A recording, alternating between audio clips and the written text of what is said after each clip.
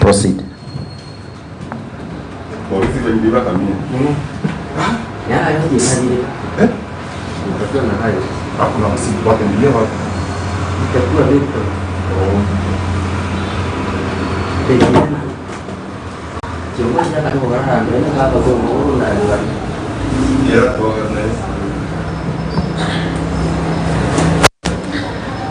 Thank you, Mr. Speaker. Before moving the motion, I beg to lay on the table of this Honorable House the report of the public participation on the motion to impeach the Governor of Meru County, conducted at various sub-counties in Meru County on Tuesday, the 13th of December 2022. I beg to lay the report, Mr. Speaker. Thank you, Proceed, Andre.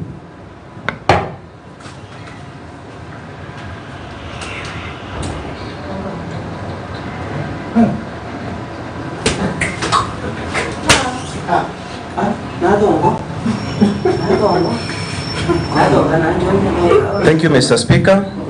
I would like to move a motion on this House, Mr. Speaker, this morning. Honorable DMK, let's take order, that's the next order. Order number 8, motion. You can proceed, Honorable DMK Kyoga. Thank you, Mr. Speaker. The proposed motion, I beg to move the proposed motion for the removal from office by impeachment of the Governor of Meru County, the Honorable Kawira Mwangaza. Whereas Article 10 of the Constitution, Sections 3 and 16 of the Leadership and Integrity Act of 2012, and Sections 9, 10, and 12 of the Public Officer Ethics Act 2003, establish, among others, the rule of law, democracy, human dignity, courtesy,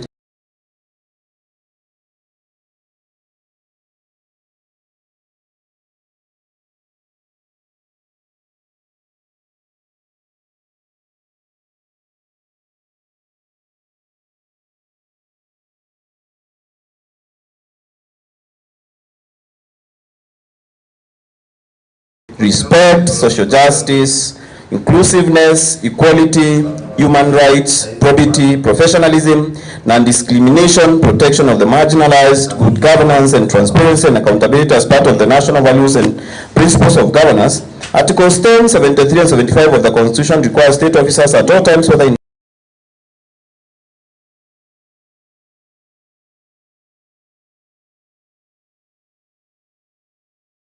public or private life to behave in a manner that, among other things, brings honor to the nation and dignity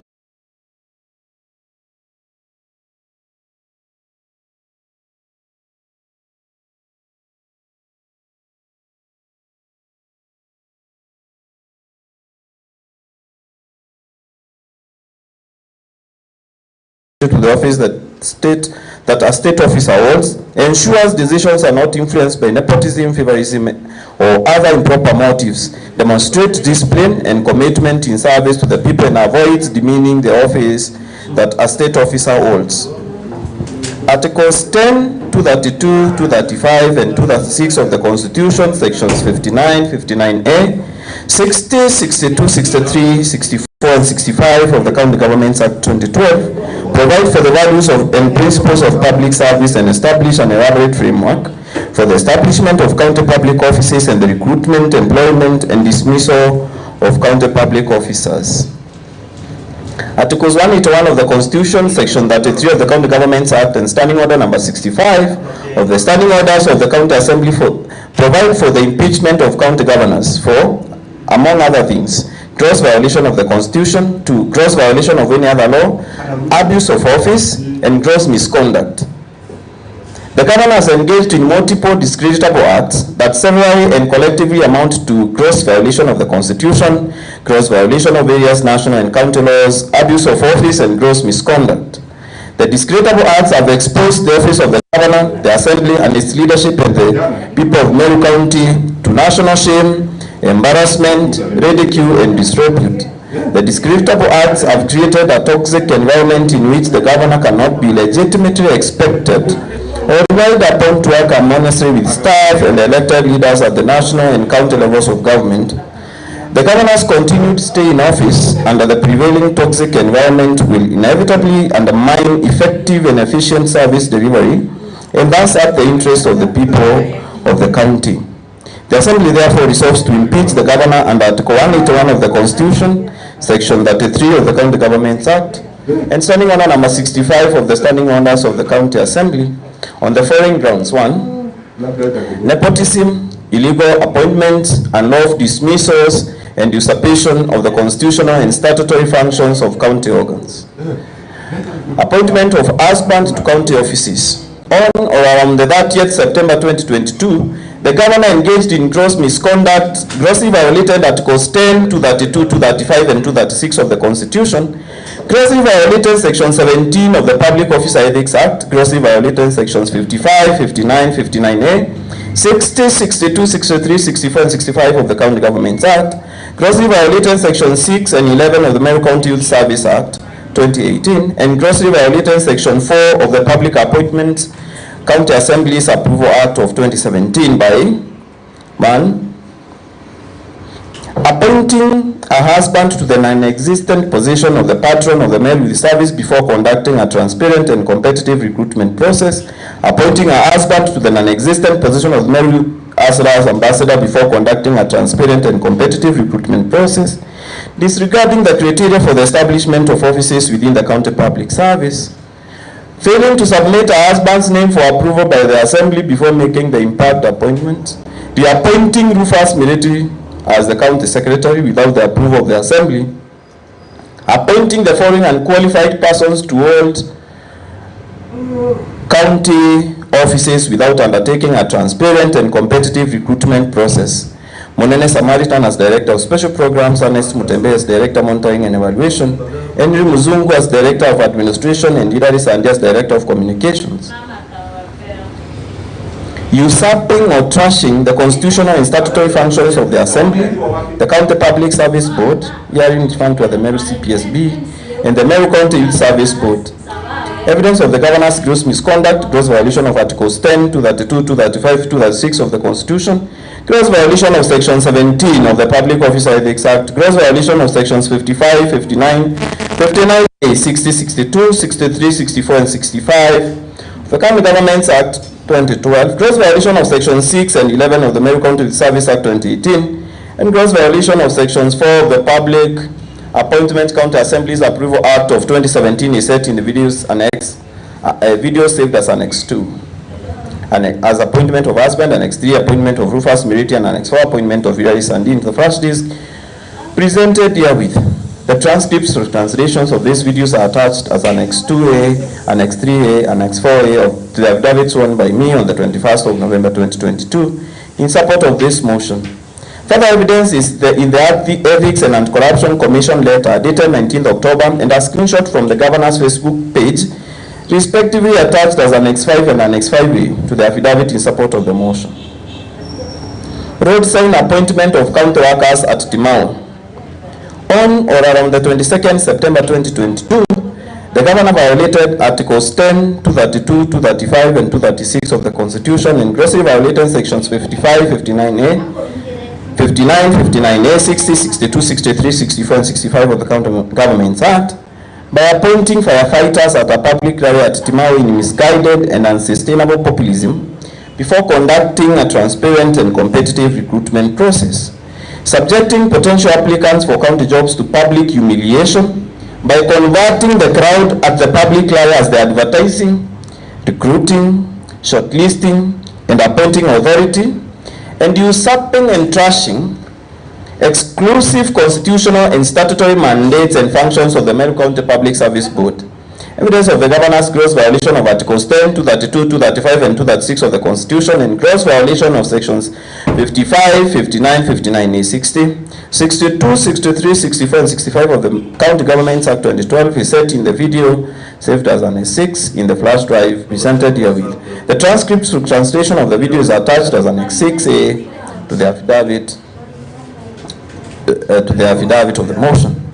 Roadside appointment of county workers at Nkobo. On or around 9th September 2022, the governor engaged in 1. gross misconduct, gross violation of Articles 10, 232, 235, and 236 of the Constitution, and gross violation of Sections 55, 59, 59A, 60, 62, 63, 64, and 65 of the County Governments Act by appointing market guns at a public rally at Nkobu in misguided and unsustainable populism before conducting a transparent and competitive recruitment process, and usurping the exclusive constitutional and statutory functions and mandates of the Meru County Public Service Board.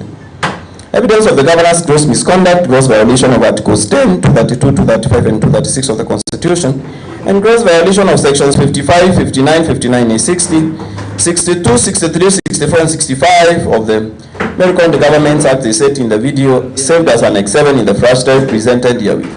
The transcript through translation of the video is attached as Annex 7A to the affidavit in support of this motion. Roadside appointment of county workers at Kianjai. On or around the 9th September 2022, the governor engaged in gross misconduct, gross violation of Articles 10, 232, 235, and 236 of the Constitution, and gross violation of Sections 55, 59, 59A, 60, 62, 63, 64, and 65 of the County Governments Act by illegally directing ward and sub-county administrators to employ sweepers and market guns at a public rally at Kianjai in misguided and unsustainable populism before conducting a transparent and competitive recruitment process.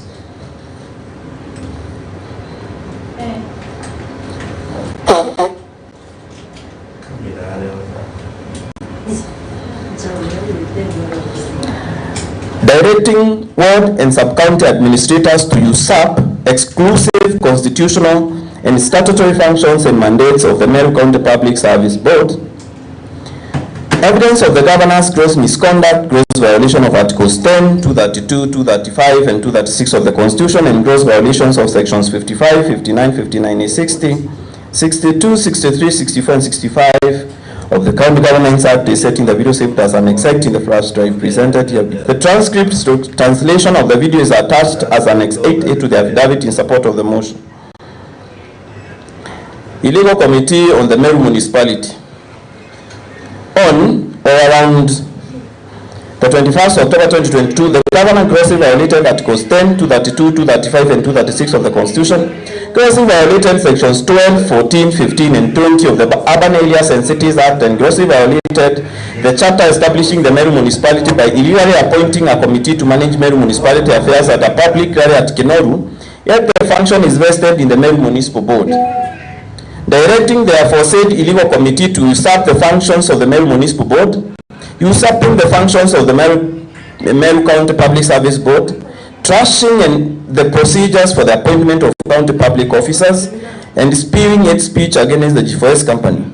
Evidence of the governor's gross violation of Articles 10, 232, 235, and 236 of the Constitution, and gross violation of Sections 12, 14, 15, and 20 of the Urban Areas and Cities Act is set in the video saved as Annex 9 in the flash disk presented herewith. The transcript stroke translation of the video is attached as Annex 9A to the affidavit in support of the motion. The second ground for impeachment of the governor of Meru County is incitement, bullying, verification, and misleading campaigns against other leaders.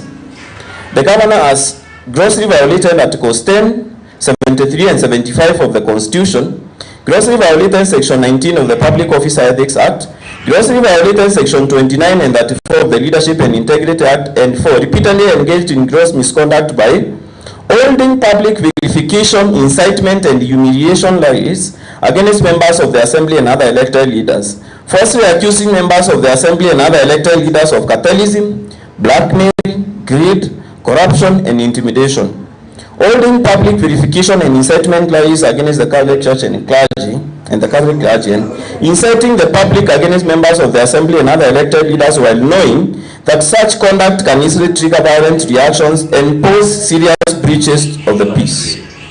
Evidence of specific illustrative examples of the governor's verification and incitement campaigns against members of the Assembly and other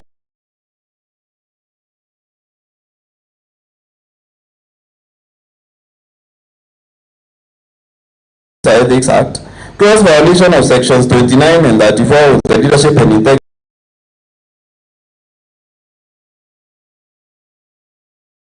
Act, and gross misconduct is set in the video saved as Annex 11 in the flash disk presented herewith.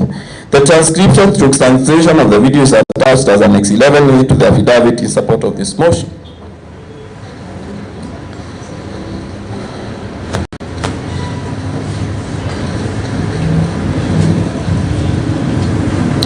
Vilification of the Minority Chief Whip and other leaders. On or around the 25th of October 2022, the governor grossly violated Articles 10, 73 and 75 of the Constitution, grossly violated Section 19 of the Public Officer Ethics Act, grossly violated Section 29 and 34 of the Leadership and Integrity Act, and engaged in gross misconduct by inciting the public against the Minority Chief Whip and the Member of County Assembly for Abogeta West, Dennis Kiokora DMK, at a public rally held at Ngongo in Abogeta West 1, falsely accusing the Minority Whip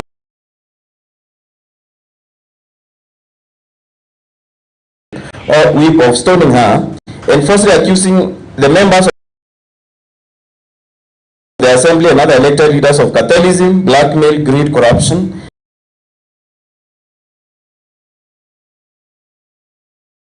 and intimidation. Evidence of the governor's gross violation of Articles 10, 73 and 75 of the Constitution, gross violation of Section 19 of the Public Officer Ethics Act, gross violation of Sections 29 and 34 of the Leadership and Integrity Act, and gross misconduct is set forth in the video saved as Annex 12 in the flash disk presented herewith. The transcriptions to translation of the video attached as Annex 12A to the affidavit in support of this motion. Verification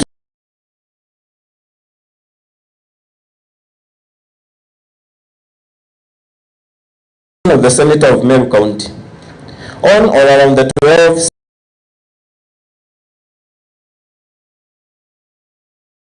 September 2022, the governor grossly violated Articles 10, 7,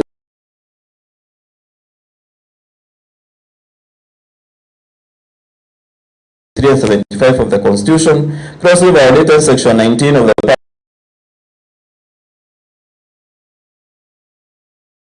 Officer Ethics Act, grossly violated Section 29 and 34 of the Leadership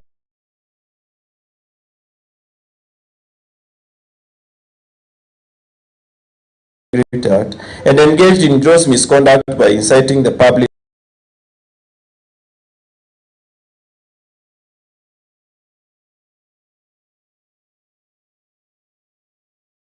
against this Senator of Meru County, the Honorable Kadhuri Murungi, at a public rally held at Rare in Tunene Ward, falsely accusing the Senator of demanding a share of county government appointments, falsely accusing the Senator of antagonizing and creating a wedge between the Governor and the President of the Republic of Kenya, and falsely accusing the Senator of cartelism, blackmail, greed, corruption, and intimidation. Evidence of the Governor's gross violation of Articles 10, 73, and 75 of the Constitution, gross violation of Section 19 of the Public Officer Ethics Act, gross violation of Section 29 and 34 of the Leadership and Integrity Act, and gross misconduct is set in the video saved as Annex 13 in the flash disk presented herewith. A transcript to translation of the video is attached as Annex 13A to the affidavit in support of the motion. Vilification of the Cabinet Secretary for Agriculture. On or around the 12th September 2022, the Governor grossly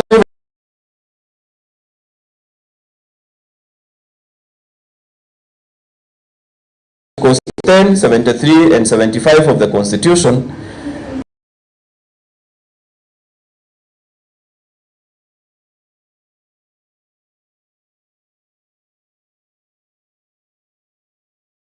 grossly violated Section 19 of the Public Officer Ethics Act, grossly violated Section 20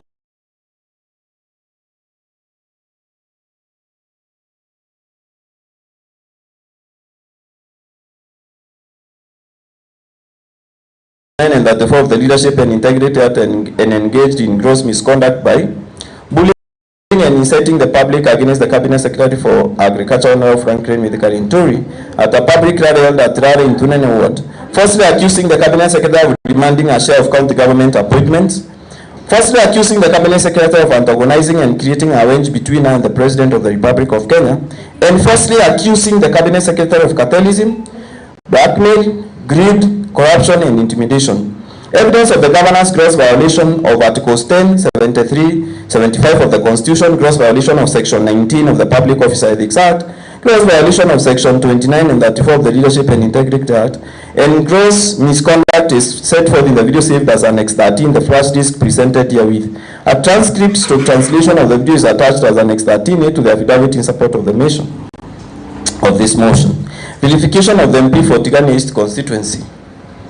On or around the 9th November 2022, the governor and her husband grossly violated Articles 10, 73 and 75 of the Constitution, grossly violated Section 19 of the Public Officer Ethics Act, grossly violated Section 29 and 34 of the Leadership and Integrity Act, and engaged in gross misconduct by inciting the public against a member of parliament for Tigania East constituency, the Honorable Mpurwaburi, at a public rally held at Mbaranga in Karama Ward, firstly accusing the MP for Tigania East of demanding that the governor appoints the MP's wife as the county executive committee member, firstly accusing the MP for Tigania East for demanding that the transcript / translation of the video is attached as Annex 14A to the affidavit in support of this motion.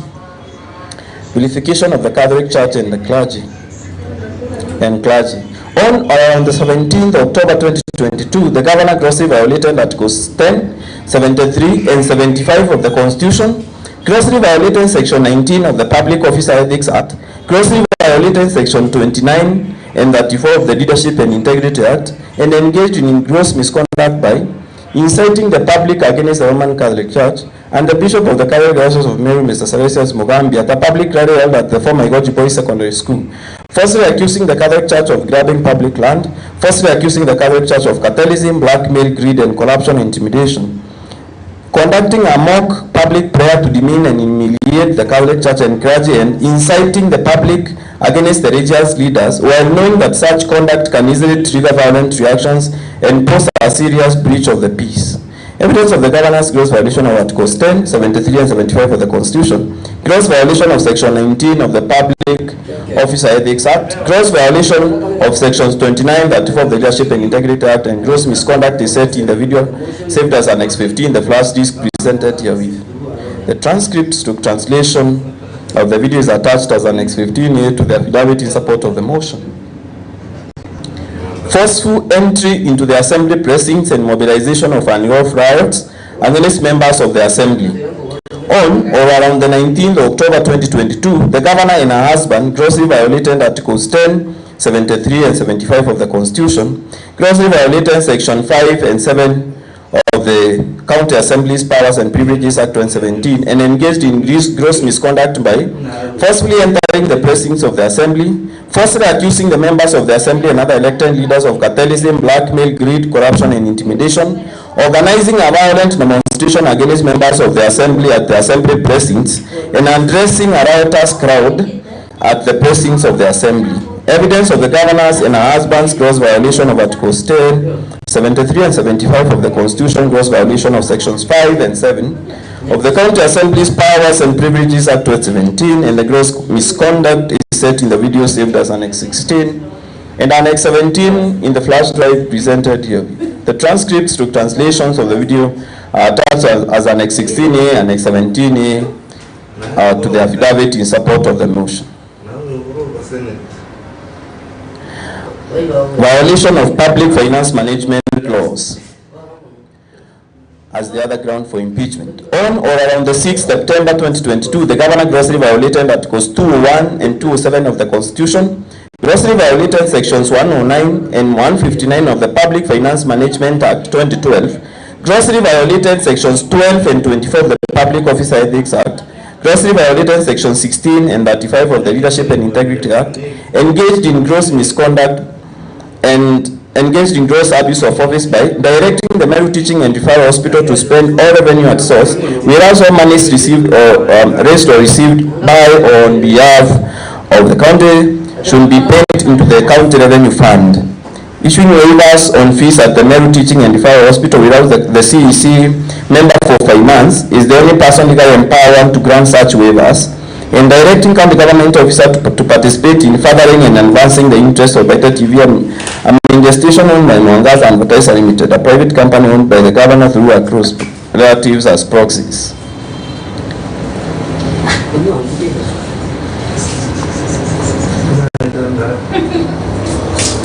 Evidence of the governor's gross violation of Articles 201 and 207 of the Constitution, gross violation of Sections 109, 2 and 159 of the Public Finance Management Act 2012, gross violation of Sections 12 and 24 of the Public Officer Ethics Act, gross violation of Sections 16 and 35 of the Leadership and Integrity Act, gross misconduct and gross abuse of office is set in the video saved as Annex 18 in the flash disc presented here with. A transcripts to translation of the videos are attached as Annex 18 to the affidavit supporting the motion. Further evidence is in the Ethics and Anti-Corruption Commission letter dated 19 October 2022 and the documents attached as Annex 18B and Annex 18C to the affidavit in support of the motion. Misconduct relating to the nomination of CECs. On or around the 8th November 2022, the governor engaged in gross misconduct, grossly violated Articles 10, 73 and 75 of the Constitution, grossly violated Section 10(1) of the Public Appointments County Assembly's Approval Act 2017, and grossly violated Sections 3, 4, 10, 11 and 11 of the Meru County Detention Enhancement Fund Act 2016 by vilifying members of the Assembly for refusing to approve some County Executive Committee members at a public rally held at Kiangwa in Igoti West. Falsely accusing members of the Assembly of shortchanging Custom Chain and other nominees for appointment to the CEC, illegally instructing Custom Chain to usurp the statutory functions of the Detention Enhancement Fund Committee by identifying the persons that would benefit from county bursary funds, failing to submit names of other candidates to the County Assembly for approval for appointment to the CEC after the Assembly rejected some of the nominees.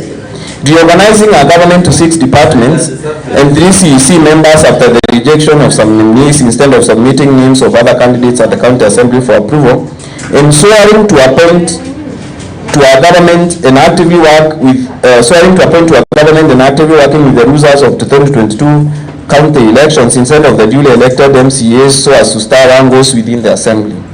Evidence of the governor's misconduct was violation of Articles 10, 73 and 75 of the Constitution and gross violation of Sections 10(1) of the Public Appointment County Assembly's Approval Act of 2017 is set in the video saved as Annex 19 and Annex 20 in the flash disc presented herewith. The transcripts of the videos are attached as Annex 19A, Annex 20A to the affidavit in support of the motion. What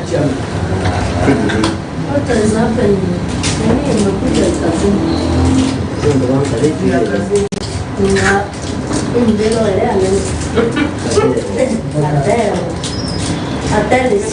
Thank you, Mr. Speaker.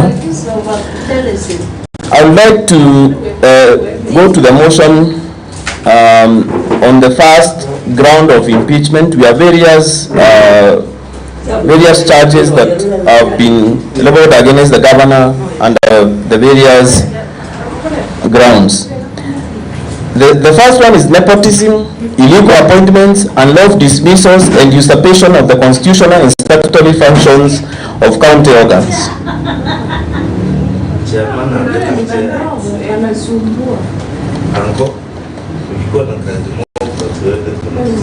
I would like to request that evidence that has been annexed to this motion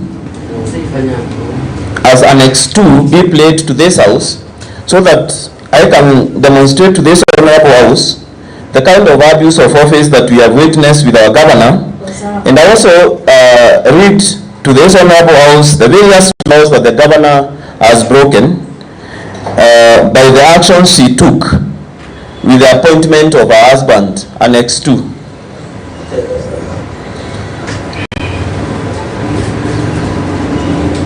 Unataka kucheza video? Amesema anacheza video. Sio anaita Annex 2. The 159 of the Public Finance Management Act 2012, gross violation of sections 12 and 35 of the Leadership and Integrity Act, gross misconduct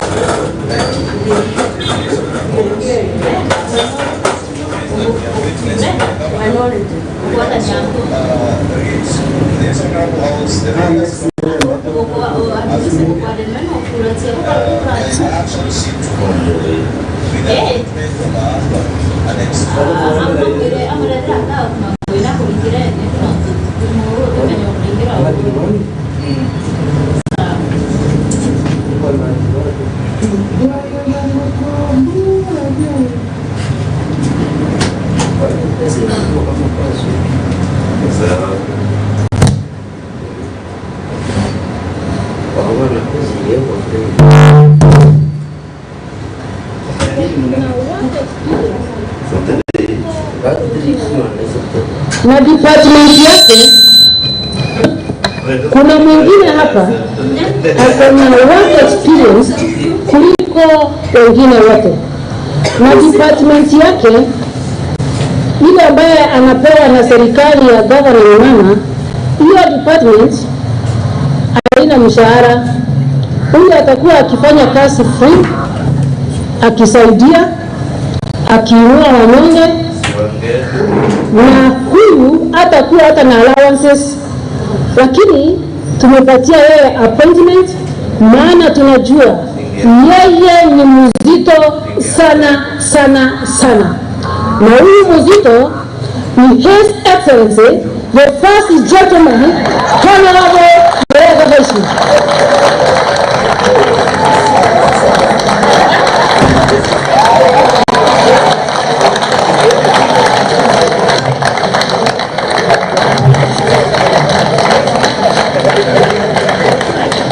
Huyu mzito, asante sana. Huyu mzito kwa majina Meru ni First Gentleman of Meru County, na currently anashikilia Meru Cultural Ambassador by the Ministry of Tourism. Ameshikilia hapo, na yeye unapomwona pale ni Apostle Vaite Family Fellowship, kitengo kubwa sana. He is the founder of Vaite Television, kitengo mzito sana. Na siku ya leo tunampatia kazi ambayo haina malipo na haina marupurupu. Atakuwa akifanya free kama kujitolea, na tumempatia kitengo ya kwamba yeye ni patron Meru Youth Service. Hiyo ni kazi moja, na ingine kitengo ambayo nimempatia kitengo cha maana sana, Ambassador Meru Hustlers Ambassador. That's a powerful position. Meru Hustlers Ambassador. Meru Hustlers Ambassador. Kwa hivyo mahasla wote wako na ambassador wao. Kwa hivyo sasa ukimuita First Gentleman, unaweza kubadilisha unamuita Ambassador. In the office of the governor. In the office of the governor. Kwa hivyo atakuwa na report kwa governor. Mkimwona hapo kwa governor akiwa amevaa kofia, mjue ya kwamba ana represent mahaslas na alipi hata Burundi. As follows. The national values and principles of governance in this article bind all state organs, state officers, public officers, and all persons whenever any of them applies or interprets this constitution, enacts, applies, or interprets any law, or makes or implements public policy decisions. The national values and principles of governance include patriotism, national unity, sharing and devolution of power, the rule of law, democracy and participation of the people, human dignity, equity, social justice, inclusiveness, equality, human rights and non-discrimination and protection of the marginalized, good governance, integrity, transparency and accountability, and sustainable development. That whenever a public or a state officer is applying anything or making or implementing any policies, they have to observe the national values and principles of governance.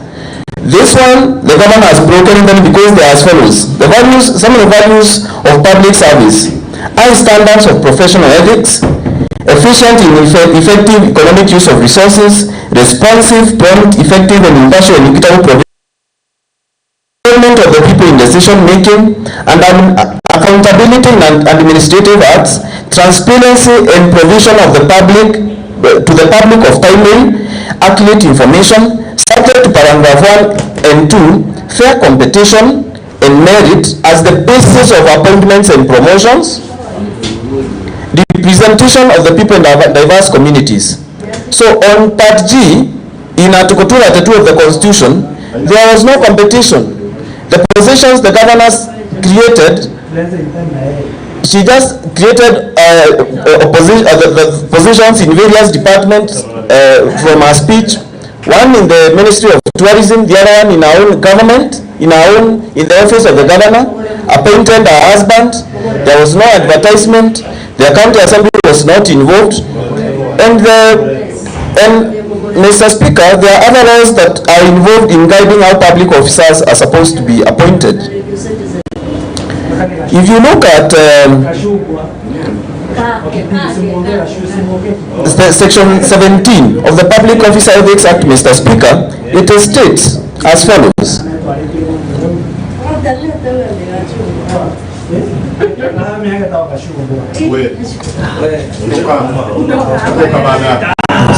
Public Officer Ethics Act, Section 17.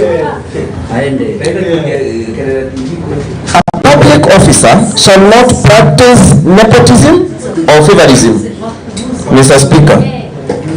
And the law is very clear, Mr. Speaker, that when you are appointing your husband to a public office that you have created yourself, is a clear demonstration that the government is practicing nepotism and favorism, which is contrary to the Public Officer Ethics Act of 2003.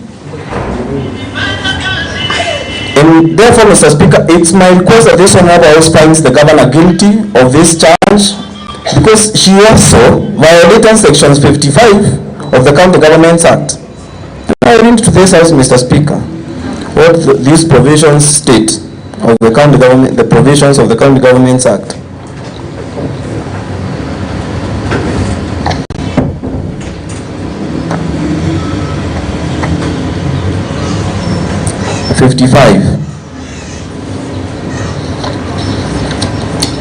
Is on objectives. Then 59 of the County Governments Act has created the functions and powers of the County Public Service Board. One of the functions is to establish and abolish offices in the county public office or in the county public service. So it's not the work of the governor to create offices, any office in this county, Mr. Speaker, other than the County Public Service Board. It's the Public Service Board that appoints persons to hold or act in offices of the County Public Service, including the boards of cities and urban areas within the county, and to confirm those appointments. Exercise disciplinary control over, remove persons holding or acting in those offices as provided and for under this part. Prepare regular reports for submission to the County Assembly on the executions of the functions of the board. 59A creates the independence of the County Public Service Board. So therefore, even the governor herself cannot direct the County Public Service Board what to do. In the performance of its functions under this Act, the County Public Service Board shall be independent and shall not be subject to the direction or control of any other person or authority, and adhere to the Constitution, this Act, and any other relevant law. Criteria for the establishment of public offices, that is 16. The criteria for the establishment of public offices is hereby set by 60. I'm not go through them. The powers of the County Public Service Board are also to establish and abolish offices, is also set in 62. 63 creates the powers of the County Public Service Board to make appointments. 64 limits that no unqualified person may be appointed in acting capacity in the county. And 65, there are so many other matters. It creates the matters to be taken into account when appointing people.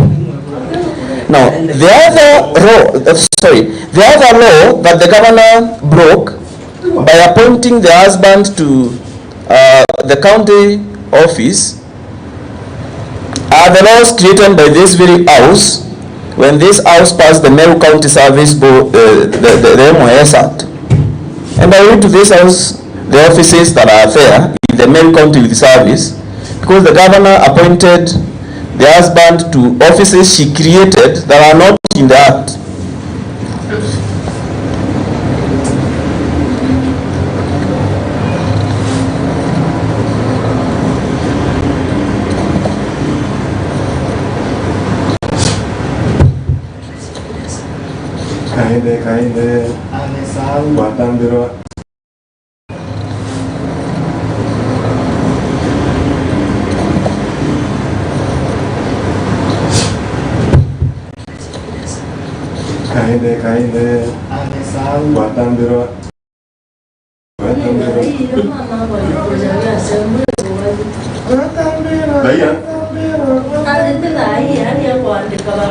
So if you look at the Meru County Service Act, it created the Meru Service Board comprising of the following members: chairperson, the chief officer responsible for youth, the chief officer responsible for education, the chief officer responsible for finance, a person competitively appointed by the executive member with the approval of the assembly who possesses the necessary qualifications and expertise in financial management or accounting in a bona fide and is a bona fide member of a professional body regulating accountancy profession and in compliance with the requirements thereof.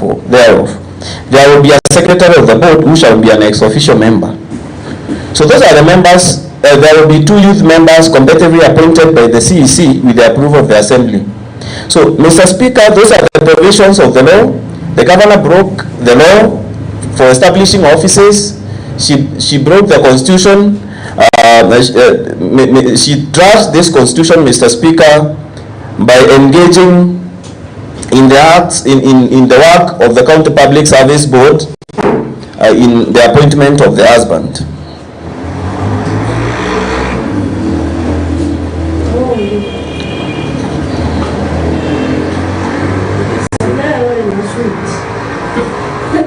I would like now I would like to go to the roadside now upon this area of appointment again. The roadside appointment of workers at Timau.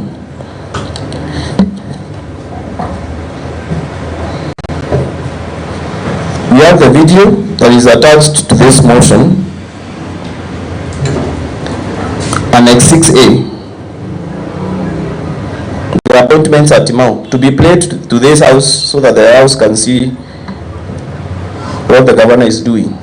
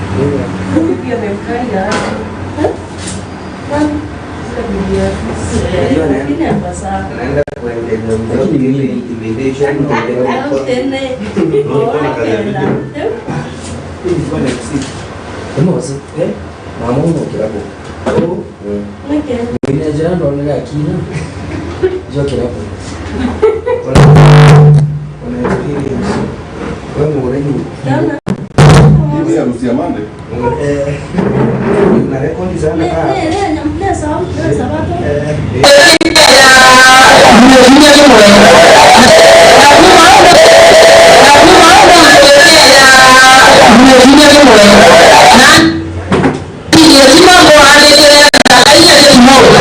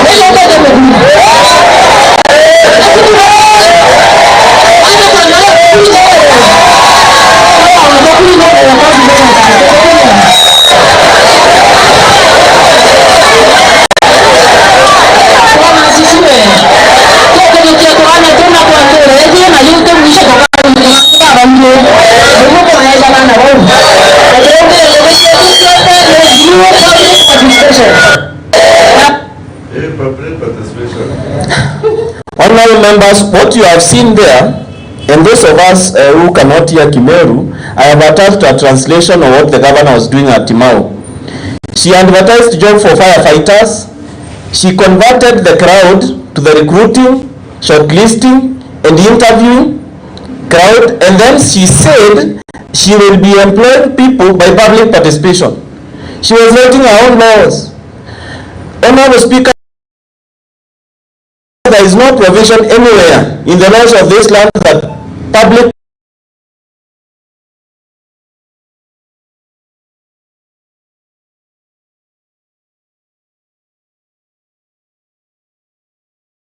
participation will be used for recruitment.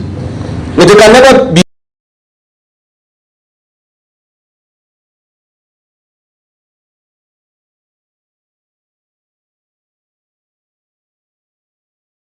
objective. If someone doesn't like you, Mr. Speaker,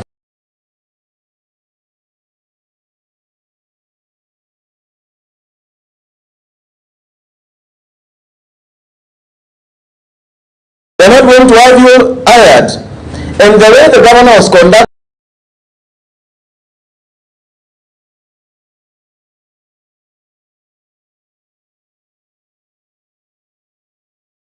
is unbecoming of a state officer.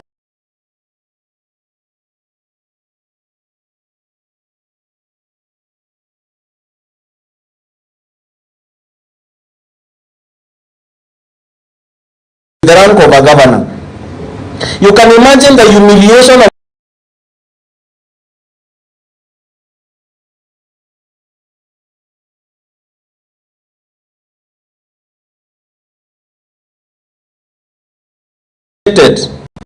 most of them will even shy away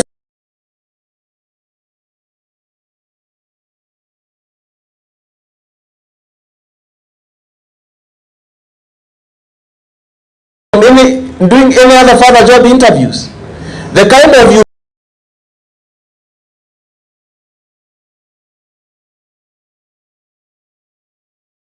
humiliation those people have gone through by being subjected to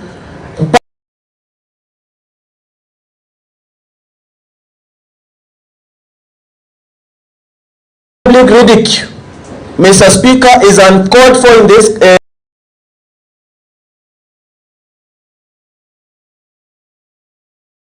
this republic, and this is not an example that is being said of for any future leaders of this country, Mr. Speaker. And Mr. Speaker, since the governor cannot be taken to any court for these wrongs that she is doing, this honorable assembly has been recognized together with the Senate as the court of trial for misdoings, Mr. Speaker, of the governor, Mr. Speaker. And the Constitution, together with the County Governments Act and the standing orders, have empowered this House, Mr. Speaker, to hold the governor to account for some of these things that she did. Mr. Speaker, the Supreme Court ruling on the Mike Sonko case states categorically that any single proof of wrongdoing, Mr. Speaker, is enough to impeach, Mr. Speaker, and is enough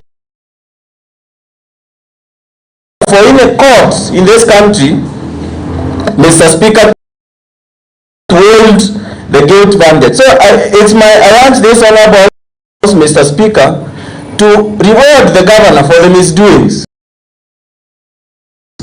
And the rewards are set forth, Mr. Speaker, according to the law. And Mr. Speaker, it's Christmas. Christmas is coming, and I urge this House to give a befitting Christmas gift of sending her home, Mr. Speaker, to rest,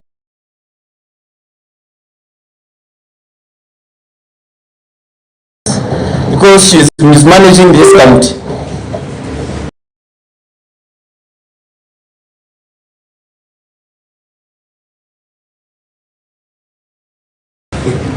Someone can ask, what laws did she break, Mr.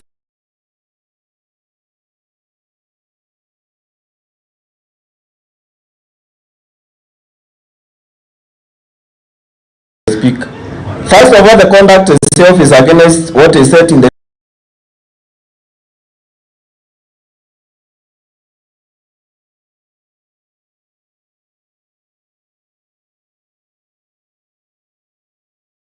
Leadership and Integrity Act of 2012, Mr. Speaker.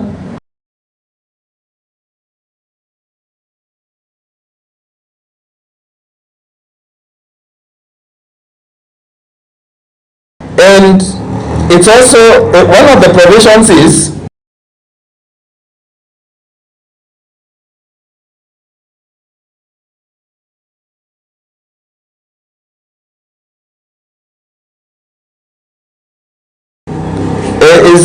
breaking the code of conduct of state officers.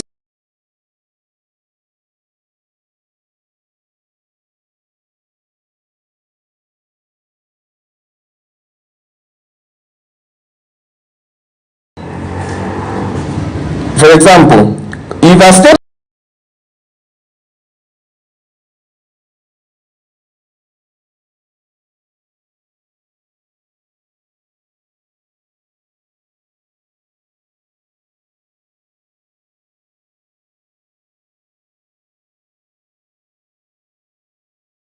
officer, no, the governor can argue these people were never employed after all.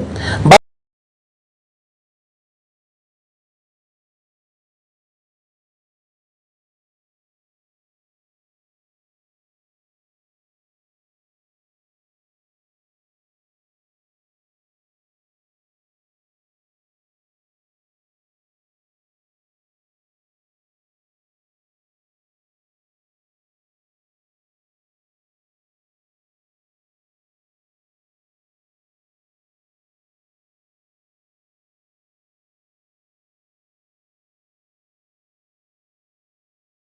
the mere implication to employ is enough.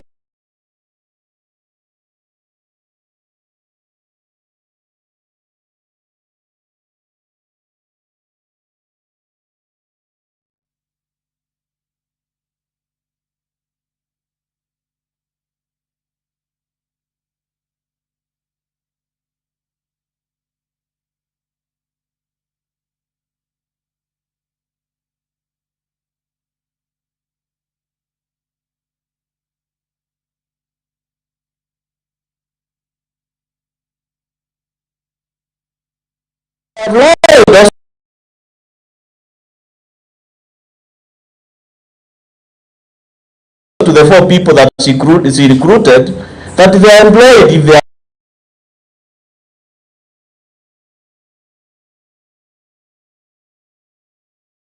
not.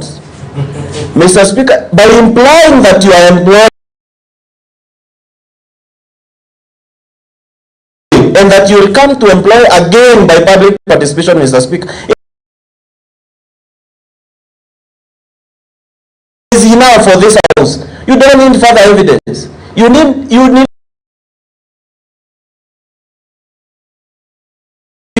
do not need all members to go, Mr. Speaker, to go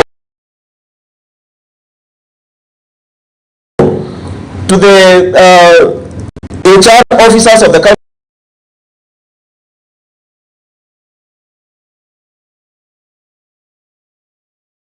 Governments to check whether these people are in the pay.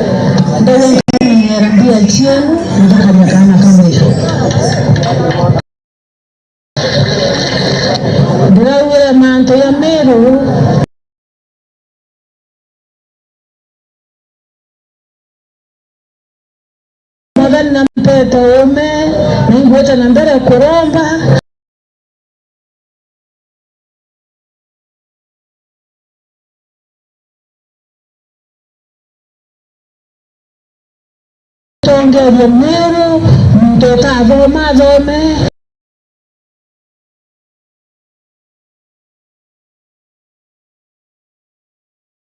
Jete roe, jete ng'ambe, one ng'ambe katika jina la Yesu. Bwana asifiwe. Na interview nyingine zote, lakini ndio endete interview na mbele kamera nkwenda kuwa by Friday. So tongeye mwe mbere njuma wewe kengero wewe soko tembeni nisha njuma tunaendelea wewe bili kwa roko wende ni nambere ya roho Wanda administrator, amwana sub-county administrator, ibabuli kwelo bebu karibiangi, wachara antebatano bakwele la voko yeto, chenja Naiba kachento hii. Nito na hii. Wanda adimini kenda toba iki utaratibu burabu eta, baandekwa, watu kwele la voko yeto. Tuko pamoja. Berero Wanda administrator na sub-county admin ibabili kwetu waburu ukalanzi na mtebazo kona tongeria wako na watchman ibaye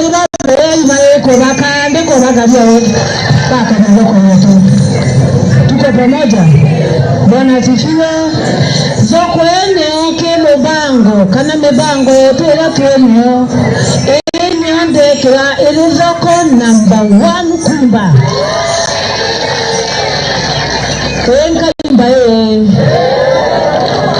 Henka imba Boya mnona otaraga taratibu Beture wa miaka ya wadani mungu betuweka wadani mwanga wana ni mama wakare wa iliwa hiyo ni uongo Ezo koganka imba katika jina la Yesu Soko ngombe tukamere kabisa Mungu Anto baya yake mtaiba kebra Kuzoko yuko na izoko inamutongelia mweko Ukojazi na mtuwaka ana kamera Tuwamore Mungu na biwa drainage Baraba kaya kuwekira roendene Zoko bwana mutevia Make sure drainage ekobuzwa na mantoja siwa kana existing Nairobi yetu bibuza Nini getera mbai Jumatatu Ikwezo rukoro wegutwa na kenda Nairobi yetu biti yako mkina Tungana wako Bae sesia emu Tubangane chekuma mangi Tukaziro kana zirikare Kontora Tubangani korobora kona grant bias tishokia Tubangani ana beto ora konekera basare Tubangani tubara toto kwinga na toto kwekero maramu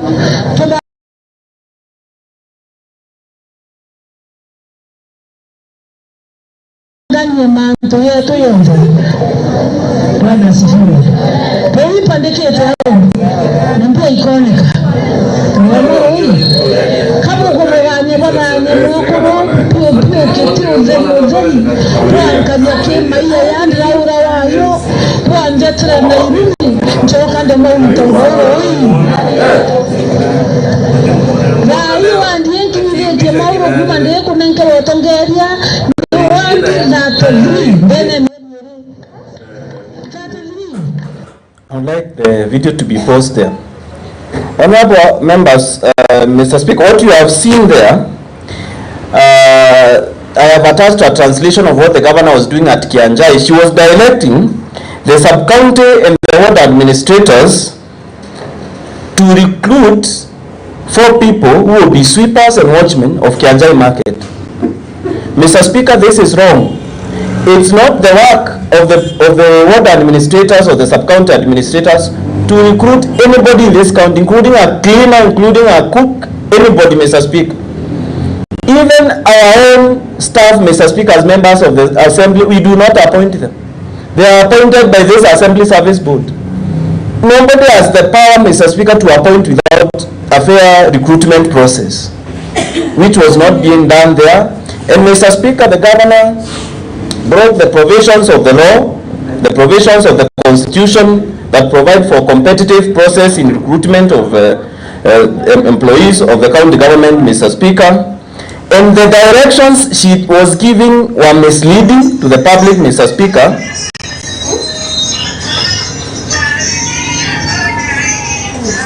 And Mr. Speaker, contrary to the provisions of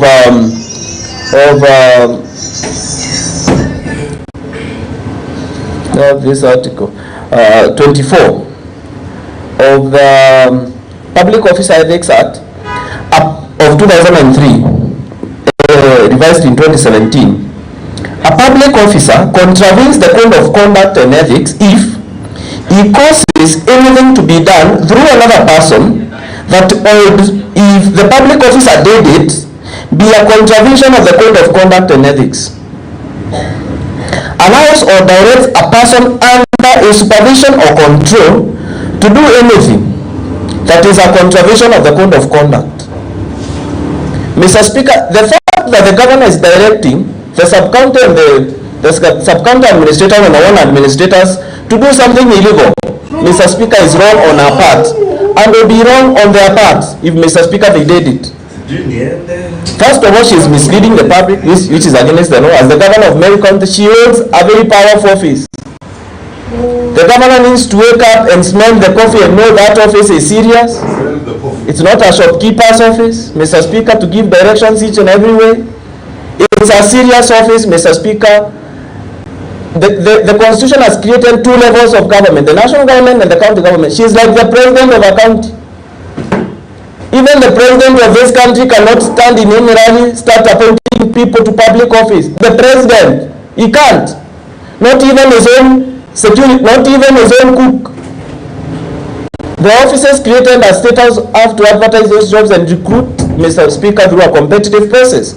And the courts have pronounced themselves about the exclusive mandates of votes and the use of fair and competitive recruitment processes. Now, I would like to request this House, under this charge that we have leveled against the governor, to see what the governor did at Meru Stadium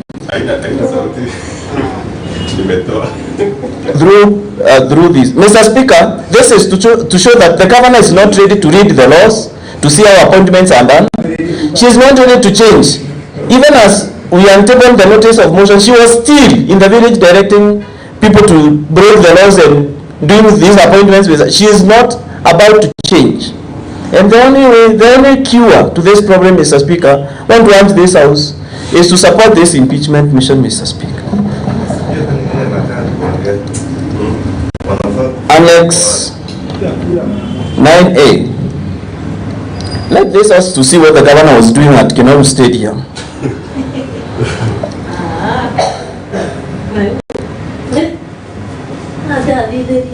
Hata kwa aliajiri akina nani, akina kiongozi. Kiongozi yeko. Hiki kimoja.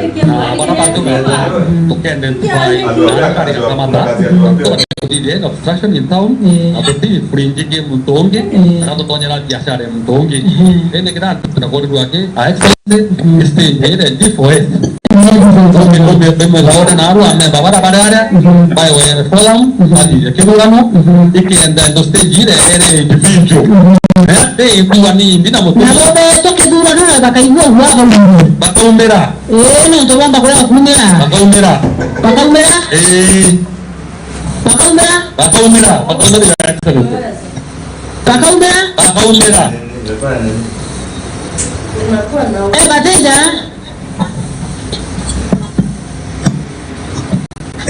Beba itu be. Baba mama nio. Kenda baba ndio bwana sauti ya woke dia. Haya, kamete yetu tumeambilia tumekire bwana Angelo kwa Angelo Neze. Kamete hizi ikero ina mzungu kwa mzungu inaitire. Mzungu eko ametoka. Mzungu kamete hizi tumekire mkuru tom. Kamete hizi tumekire endini kiongozi. Kamete hizi bando ina maingi na iba. Mteria. Kamete hizi tumurumia nkondi. Kamete hizi tumurumia motuma babu. Jende atanga na kamete hizi tumuongele frida. Haya kwa frida longo. Kuka atuku. Kamete yanto bangana.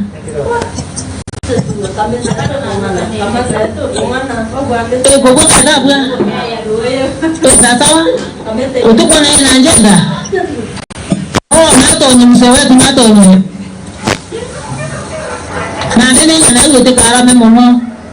Na ni kamete yetu ene yangu kwa ande Jumatatu. Jumatatu, Jumanne, Jumatano. Alhamisi. Pedro bakumenya anto bonde bagara tukuwasanira na kamete hizi tume yangu hii ya kuzaura baba tekiana kwa jifu hizi kwa nyingi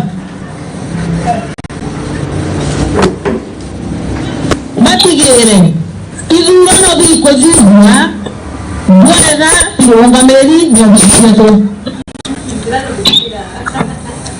sasa wabu no kwenda achama ni kamete ale no baba ale Anjaro aya chama ni watu Anjaro Sisamani ni kiongozi. Tuwasara nefirinda. Organize secretary likoli. Oba ngeni member. Base commander wale oyi antibaisa wetu nakale wale wagato andisiende mpesa mudebia kwa ndo mudebia watu tuli watu ekiro hospital hospital atatusaidia hapo sana. Tumesema sasa ni ile kamati bwana hospital yenye itatusaidia kwa hii town. Tumesema kwa Meru namna hiyo.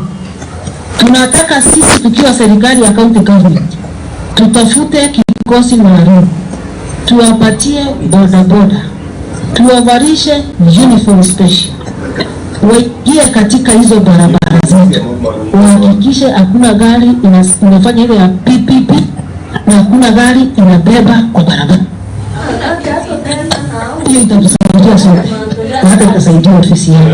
Na hii kikosi hakikisha ya kwamba hakuna raia anatumia watu wetu wenyewe baya, ati anashika mtu anapelekea base, anaitisha kitu na inafungua.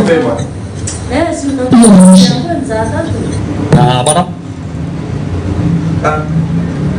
Thank you, Mr. Speaker. In the Honorable House, what you have seen there is the governor trashing and pushing aside the Meru Municipal Board by appointing a committee, directing the chairman, directing the members, whereas this very house in the second assembly passed the municipal charter to direct how the affairs of this Meru municipality to be conducted. There is a Meru Municipal Board that was vetted by this very house in the second assembly. There is a municipal board that was gazetted, Mr. Speaker. So the presumption that the governor carries around her that she is the first governor of Meru County is wrong. There have been two other governors. There have been two other assemblies.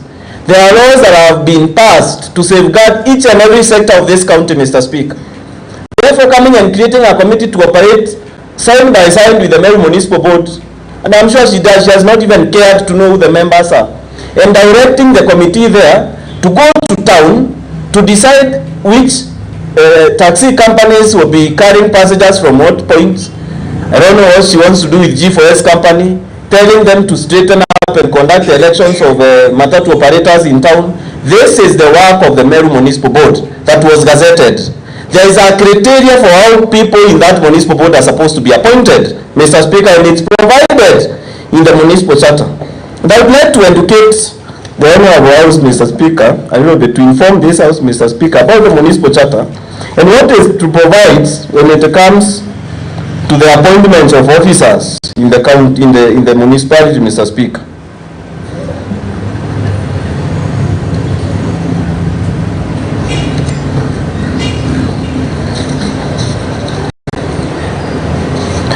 Mr. Speaker, the governor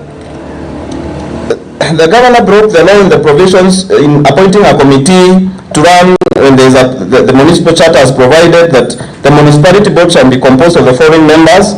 4 members who shall be competitively appointed by the governor, approved by the assembly. She never brought, even though she appointed in that committee to this house. Then there are nominees from other umbrella bodies. 1 body representing professional associations in the area, 1 association representing the private sector in the area, a cluster representing registered associations in the informal sector in the area, a cluster representing registered neighborhood associations in the area, and an association of the municipality.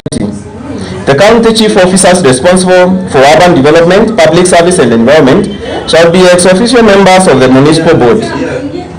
In appointing members of the board, the municipality, the governor shall ensure gender equity, representation of persons with disability, youth and marginalized groups. Even in our own committee, I did not hear marginalized groups, disability. Mr. Speaker, these are acts of breaking the law left, right and center. Now she has placed 2 bodies to manage this town, Mr. Speaker, the Meru municipality. The bodies will be at loggerheads. Who will be controlling the kit that the funds now that are used to run the municipality, Mr. Speaker? Is it the legal committee? And because we cannot sit and wait for someone to go to court to stop the committee, Mr. Speaker, it's this house that will stop the businesses that this governor has established, Mr. Speaker, through impeachment. Therefore, Mr. Speaker, I urge this Honorable House to consider the impeachment motion. The other charge of incitement, bullying, vilification, misleading campaigns against other leaders. We'll just play the video showing the humiliation of the minority leader at Meru, Mr. Speaker, by the governor, annexed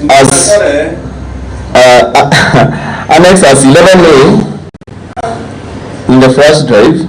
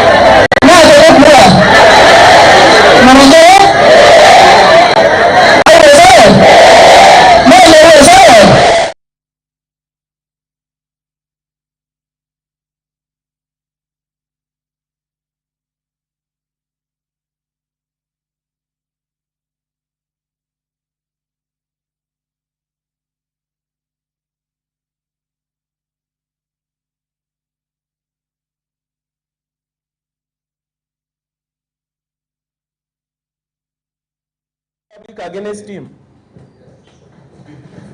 Mr. Speaker, this behavior continues. Most of the members of this House will not be safe anywhere in this country. These incitements, Mr. Speaker, the members of the public.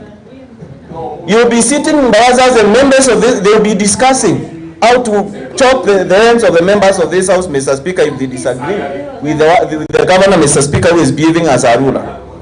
And we cannot sit here as the members of this House, yet we have been given the power by the Constitution to hold the governor to account, to do oversight. Impeachment is a tool of oversight, Mr. Speaker, to be used sparingly. Mr. Speaker, we sat down. I personally sat down and started documenting the wrongs of the governor. I was asking myself, when will she stop? I thought, Mr. Speaker, she is going to change and stop breaking the law, Mr. Speaker. When I realized she is not going to stop, Mr. Speaker, I was forced to bring the motion to this House. And Mr. Speaker, I know that the governor is not about to stop breaking the law. She is not conscious that the law exists. She doesn't care. She thinks she is in the banana republic. Mr. Speaker, this is the Republic of Kenya, and this Honorable House is like a sitting of a court of law. And I beg this Honorable House, Mr. Speaker, to reward the governor with a punishment so that the governors who come after her, Mr. Speaker, can learn that there are laws that exist and can behave within the law, Mr. Speaker. Can, Mr. Speaker, treat other leaders with respect. She broke Article 75 of the Constitution, the conduct of state officers. This is Chapter 6.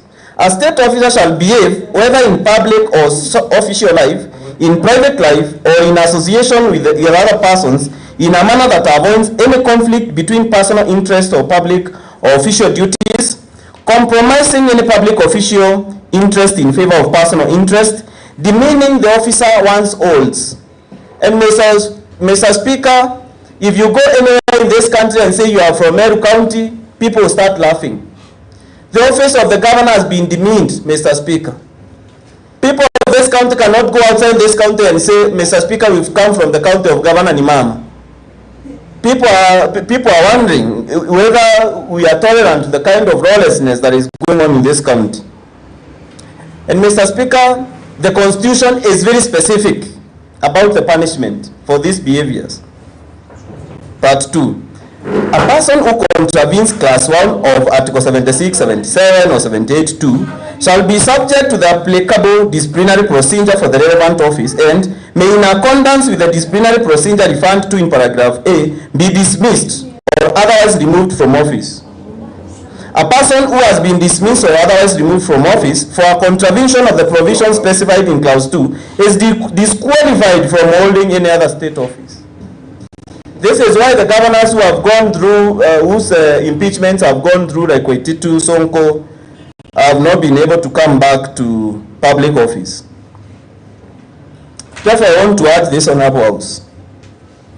Since the governor has not demonstrated integrity in leadership, has broken Chapter 6 of the Constitution, with this very act, Mr. Speaker, ought to be held capable and responsible of our acts. Mr. Speaker, as I close the argument on that section, Mr. Speaker, the Public Officer Ethics Act of 2003 provides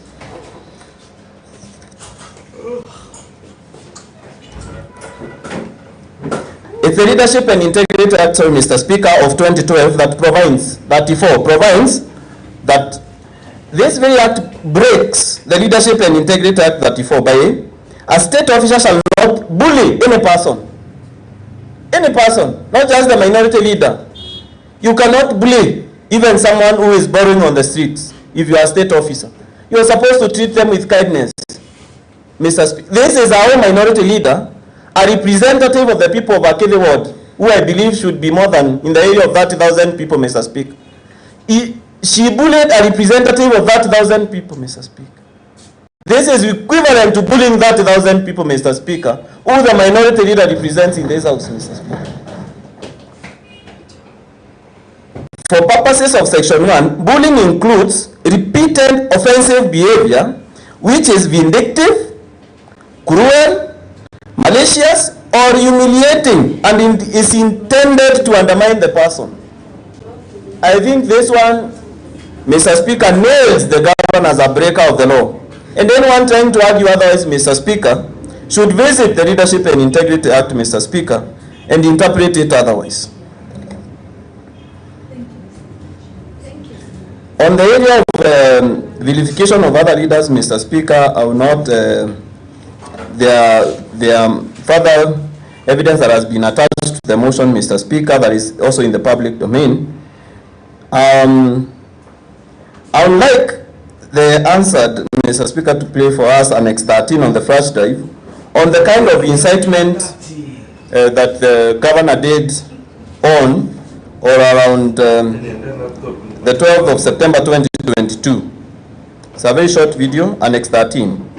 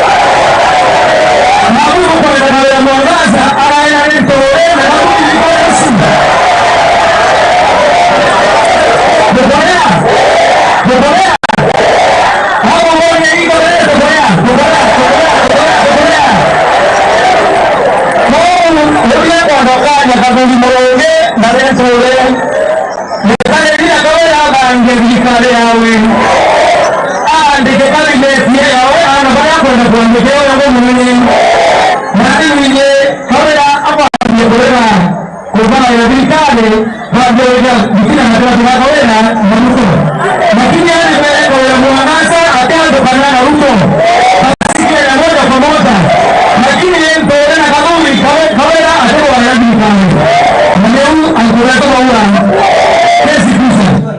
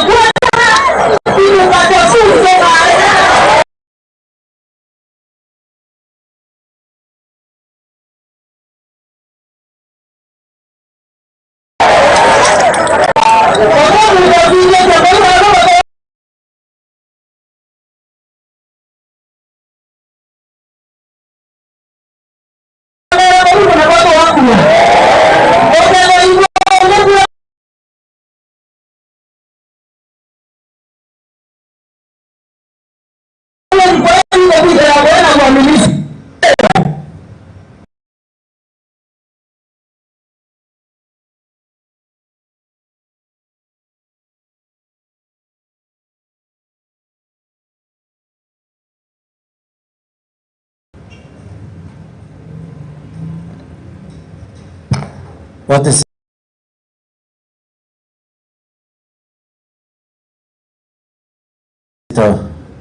Honorable Mawira to the majority?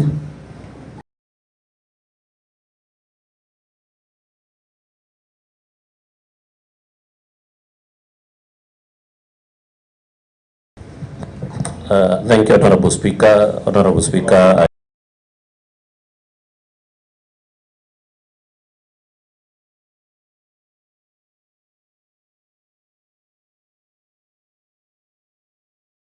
I raise on a point of order.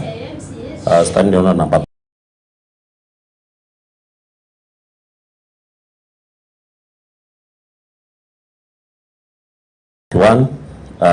Want to move a motion that pursuant to the provision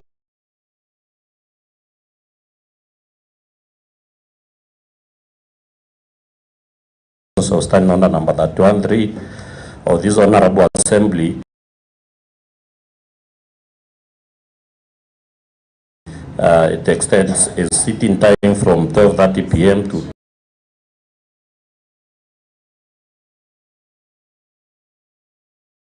2 p.m. for the first in Honorable Speaker.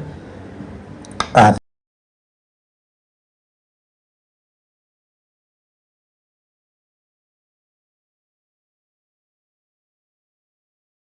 you, Honorable Mawira. Who is seconding your motion? Honorable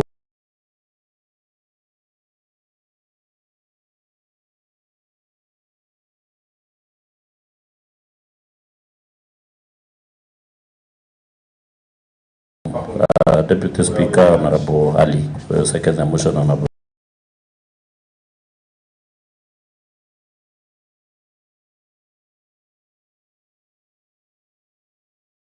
Thank you. Honorable Deputy Speaker, please.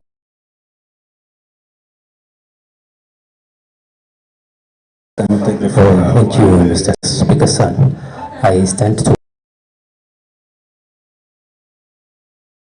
second the motion on extension.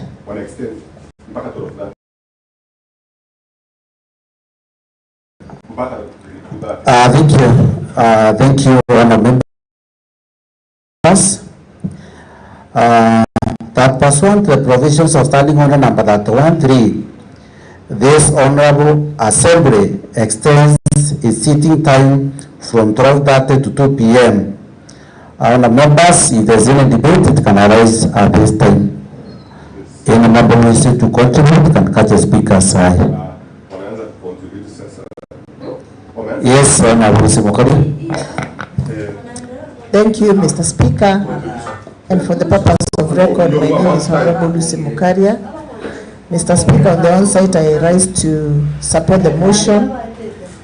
Mr. Speaker, this is a very important motion that we need to get to the conclusion of it, and it is only important, Mr. Speaker, that we dispense of it conclusively without breaking, Mr. Speaker, so that even the public that is watching us live on various TV stations will be able to get the gist of it, Mr. Speaker. And with those few remarks, Mr. Speaker, I beg to support.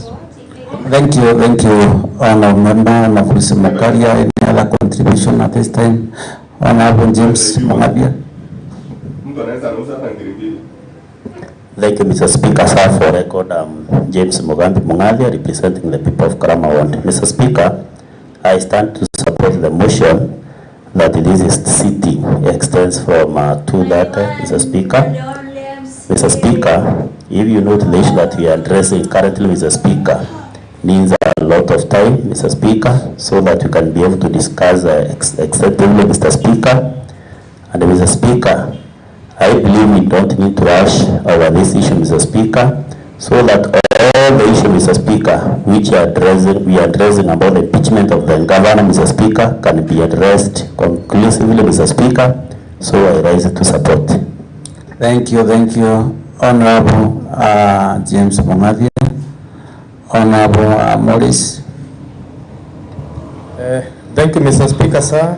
For the purpose of record, Morris Ntarangwe, representing the people of Kirangot Want, and I rise to support the motion to extend the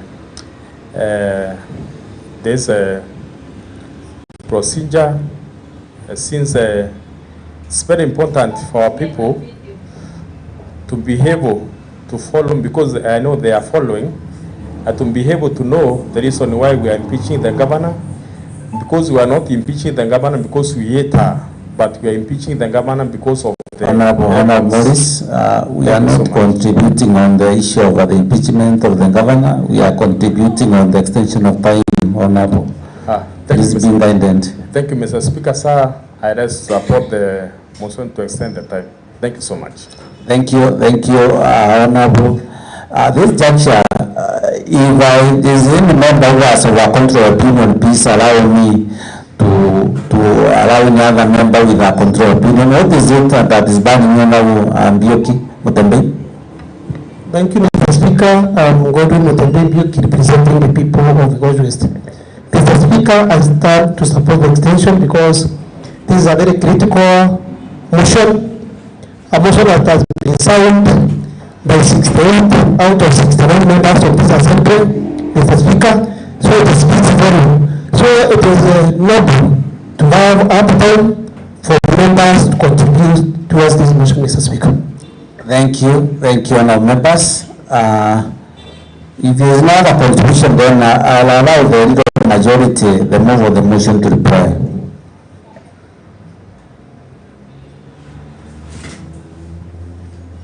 Thank you, the legal majority.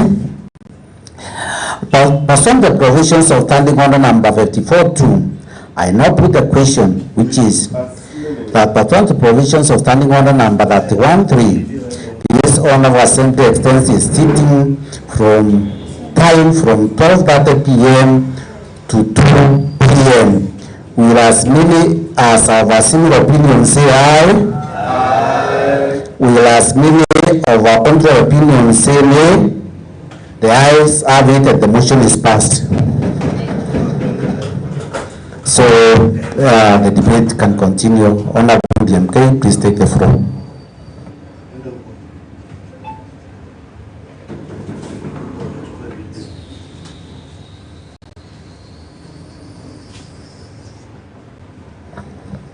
Mr. Speaker, what the members have seen before the motion on extension of time is the governor inciting the members of public against the senator, that the senator is blackmailing her so that she can join the route of government.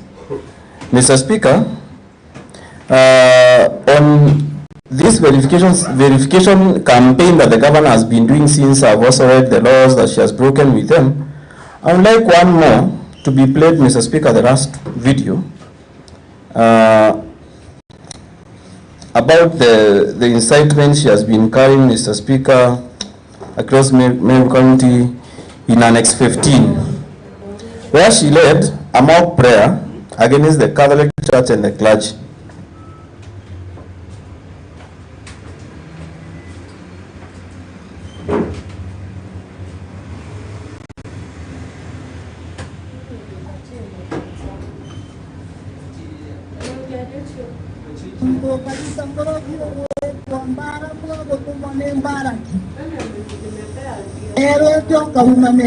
Kwanza kila dakika wakiomba wanaomba amani na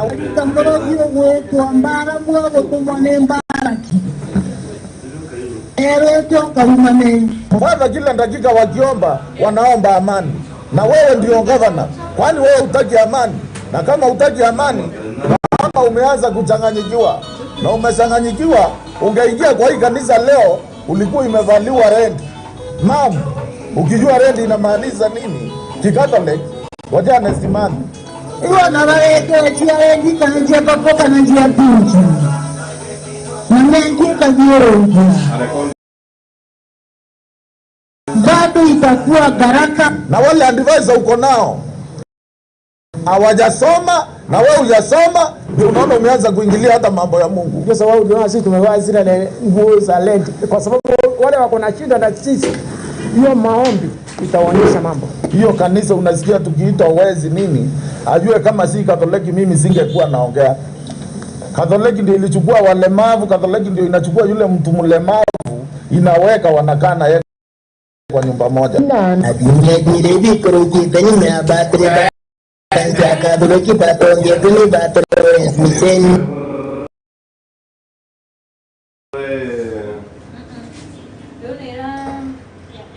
Mr. Speaker, we have a video. No, the mix-up. We have a video where she is praying at Tegoji, a mock prayer that is being conducted at Tegoji against the clergy. That is Tegoji boys. This one was at Tegoji West. The other one was in Tegoji East. The one for Tegoji East is the video that is mentioned here. Mr. Speaker, we have another charge against the governor, Mr. Speaker, where she mobilized a riotous crowd to come to this assembly, Mr. Speaker, against the provisions of the law. And Mr. Speaker, this is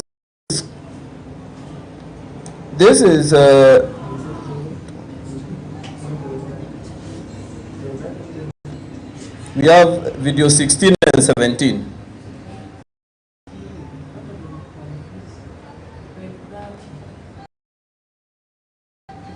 So I'd like us to see video 16 when the governor came to this assembly, Mr. Speaker, and accessed the precincts of the assembly by force. The speech is still with the County Assembly of Meru. And the speech is still with the County Assembly of the speech is still with the County Assembly of Meru. Unfortunately, our Kungoja, they barred me from entering the assembly, which I did by force or by God's grace.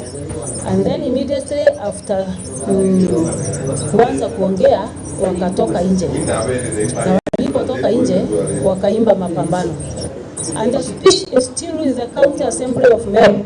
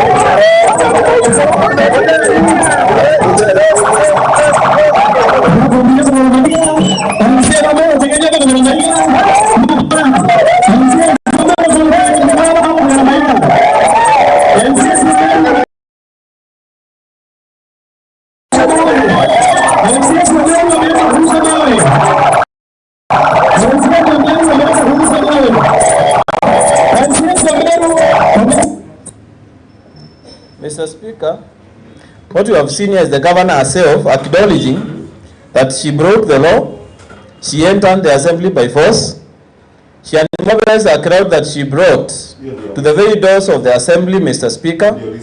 And we know the law provides that it's only the speaker who mandates, the speaker who is allowed to admit people to the assembly, Mr. Speaker, which I believe she never sought your permission, Mr. Speaker. And the husband is misleading the public that look at the Meru MCAs throwing stones. Yet the video is showing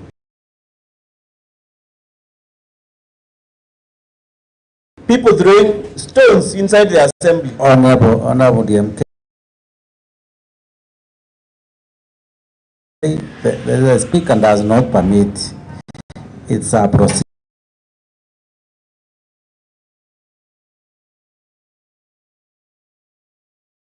Process. It's a procedure that's supposed to be followed that is drawn in the Constitution. You can proceed. Thank you, Mr. Speaker, for the information. She broke the provisions of the powers and privileges Act. Mr. Speaker,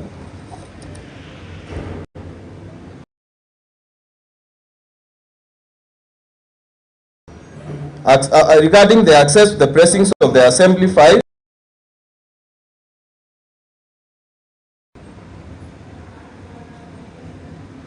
that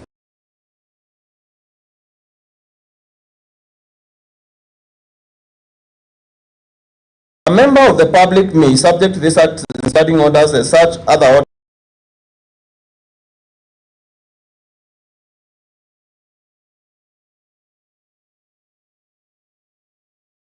orders and direction may be issued by the Speaker, access such places within the precincts of the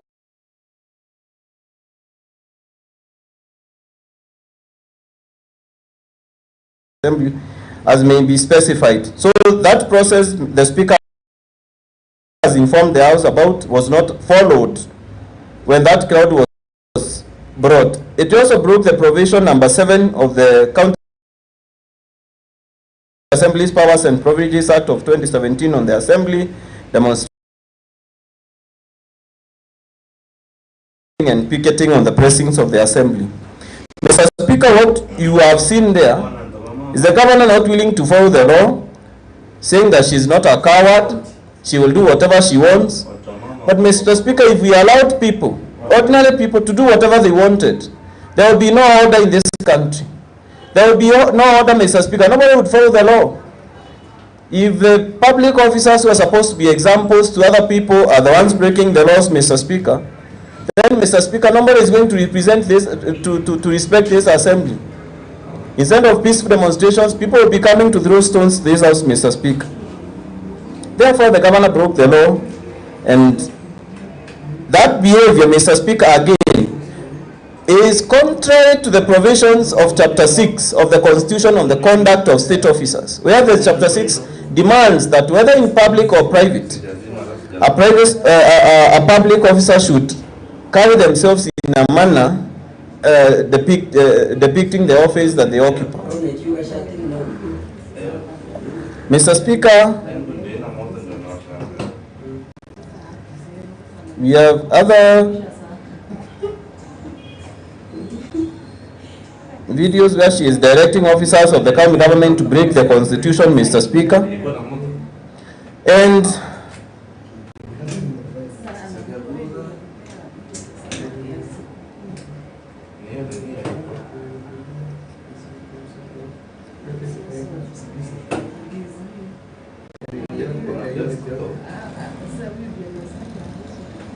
And I would like the video Annex 19 be played to this house, Mr. Speaker.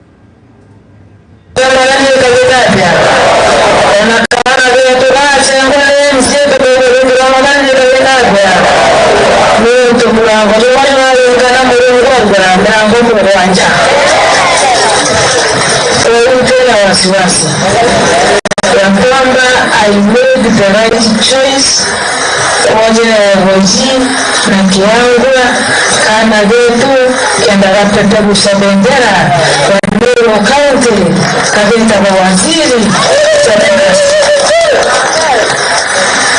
na bado sijakosa matumaini. Mimi jikitale nake baraka kama na karanja hapana uko kwa serikali ndani kabisa.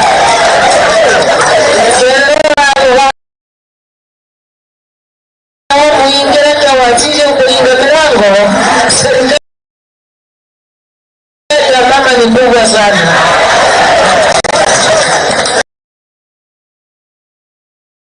Karandene kabisa kamweka kuweka na yale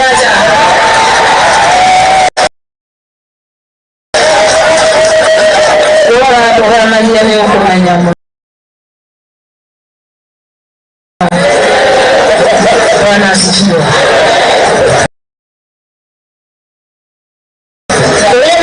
kwa shughuli hiyo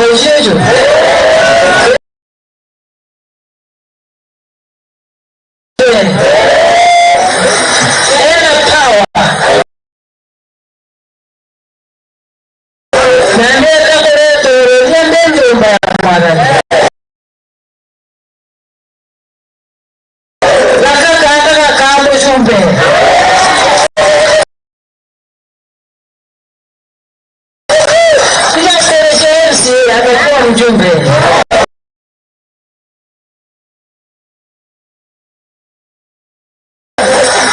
andika kama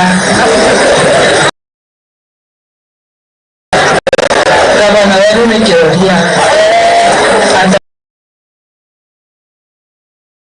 mjumbe na kaka kile mlango yote waziri wa county akawa waziri wa national government.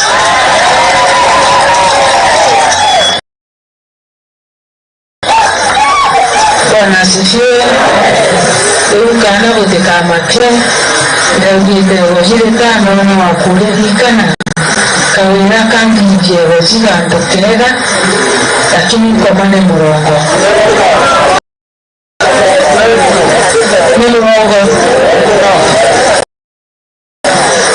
wajikari watiro nankari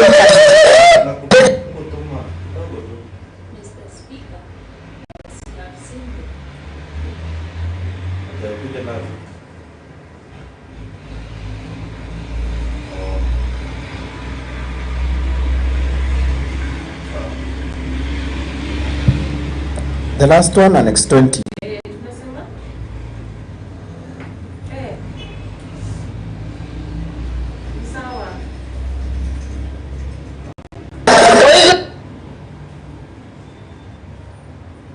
Serikali ya mama iko imara. Suluto wanaletewa. Leo kwa next week, tutaendelea kaste, wote sana. Bro, wajiba tena ambassador baki na kalero ambassador.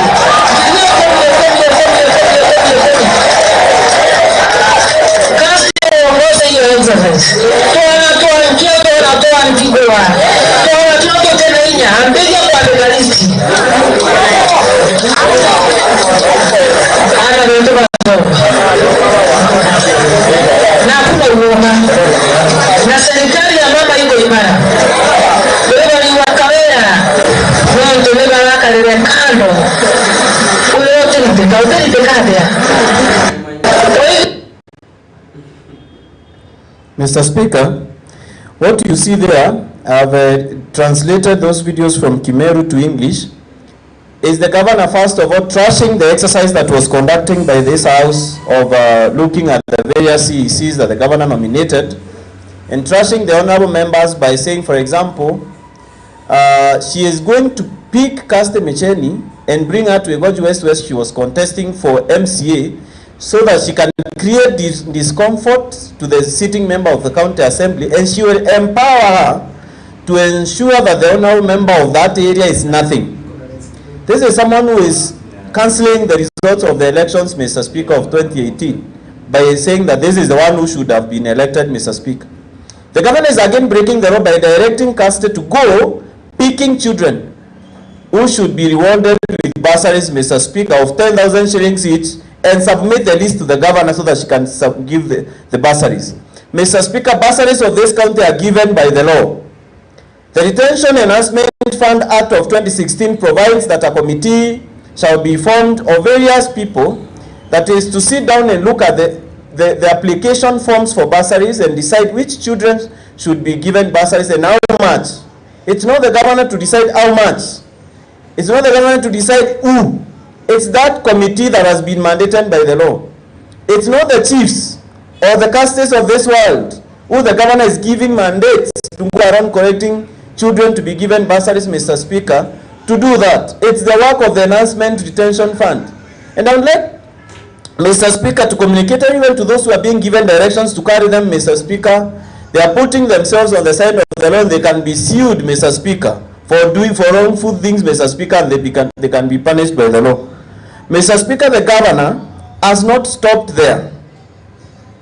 She went on and discarded the provisions of the County Assembly's Approval Act of 2016 on what is supposed to happen when the names of appointees from our office are rejected by the County Assembly.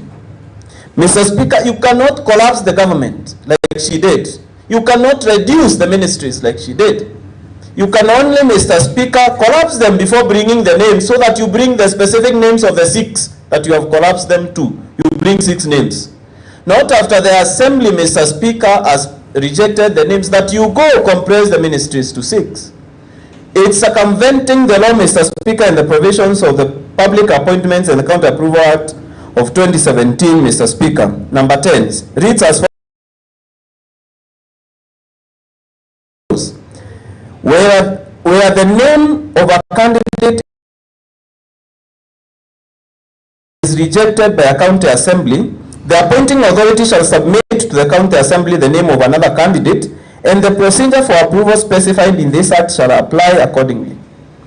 A nominating authority shall not submit the name of a candidate whose nomination has been rejected by the county assembly unless the circumstances relied on for the rejection of the appointment of the candidate did not exist or cease to exist at the time of rejecting the nomination of the candidate.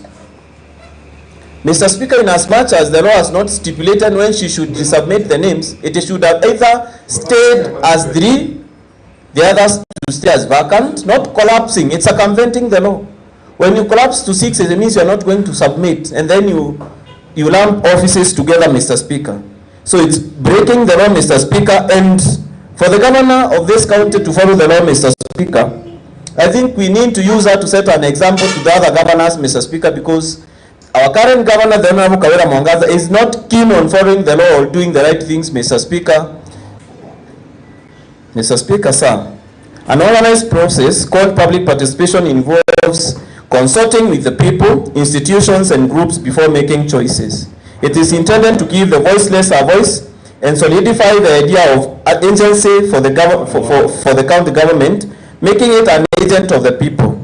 As a result, the County Assembly of Meru adopts the following forms of public participation: informing the public by providing information to help them understand the issues, options, and solutions; consulting with the public to obtain their feedback and alternatives or decisions; involving the public to ensure their concerns are considered throughout the decision-making process, particularly in the development of decision criteria and options; collaborating with the public to develop decision criteria and alternatives and identify the preferred solutions; empowering the public by placing final decision-making authority in their hands. Article 1 of the Constitution states that the sovereign power belongs to the people, and Article 10(2)(a) and 4th Schedule Part 2(14) of the Constitution of Kenya and is stipulated as a function of the county government. Article 118(1)(b) of the Constitution of Kenya 2010 also provides that Parliament should facilitate public participation in the business of the Parliament and its committees. Article 196 of the Constitution provides that the County Assembly should conduct its businesses in an open manner in public sections, in open manner in public.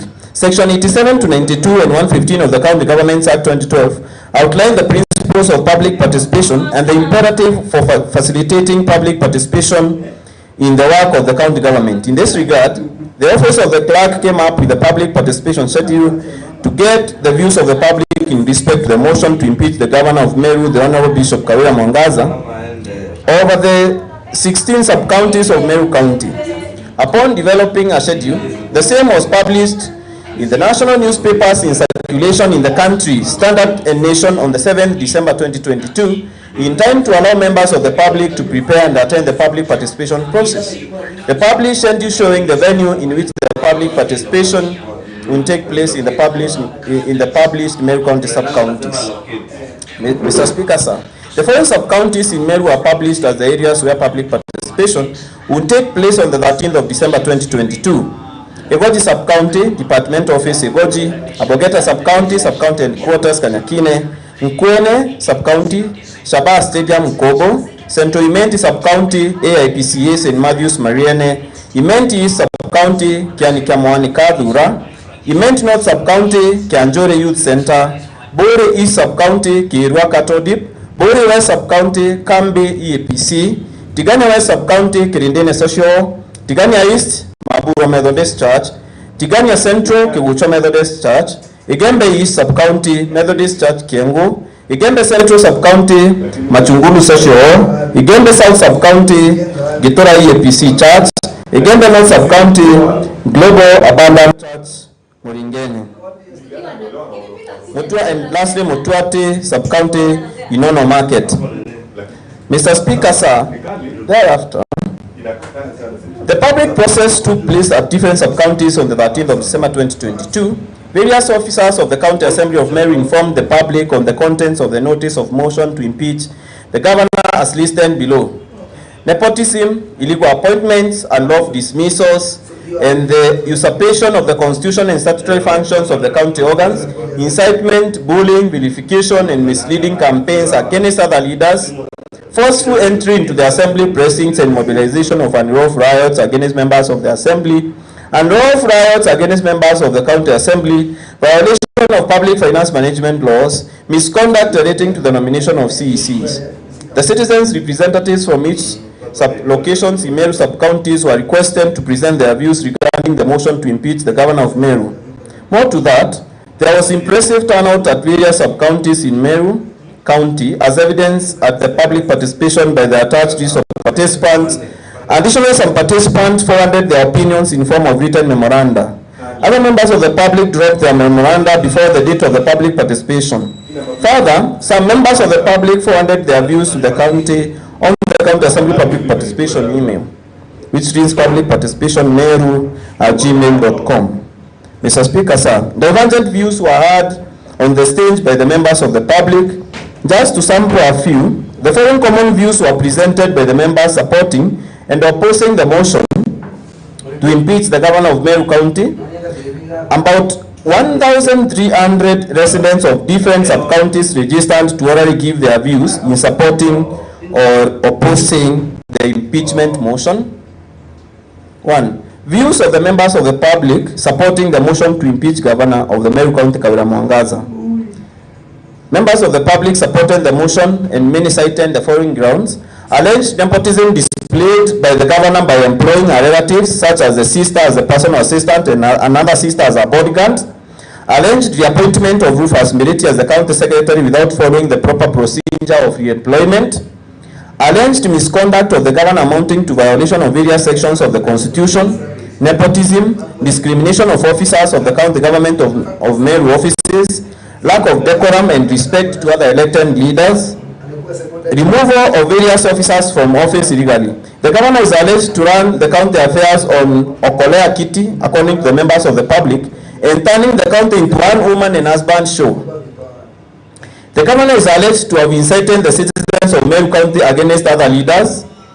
The governor is alleged to have incited the public against the cabinet secretary for agriculture, medical, and tourism public in Rare in Maua, in Maua. The governor is alleged in Rare in North Igembe North. The governor is alleged to have accused members of the county assembly of Meru by calling them cartels. The governor is alleged to have accused members of the county assembly of Meru and other elected leaders of greed, corruption, and intimidation. The governor is alleged to have appointed persons in the Meru Municipal Board on the 21st of October at Kinoru Stadium without following the required procedures and laws. This is because one member said. This is because members of the Municipal Board were gazetted in the Kenya Gazette on the 7th of December 2018. The governor is alleged to have proposed politicians who vied for the MCA seat and lost as members of a county assembly in various wards. An example is alleged by appointment of Castle Micheni in Negoju East Ward and somebody by the name of Tirum in Aboget.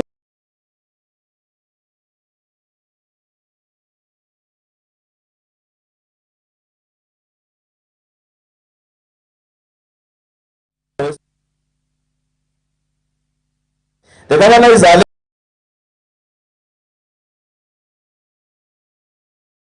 to have forced several members of the County Assembly of Meru to apologize in public. An example is the member of County Assembly for Akede Ward.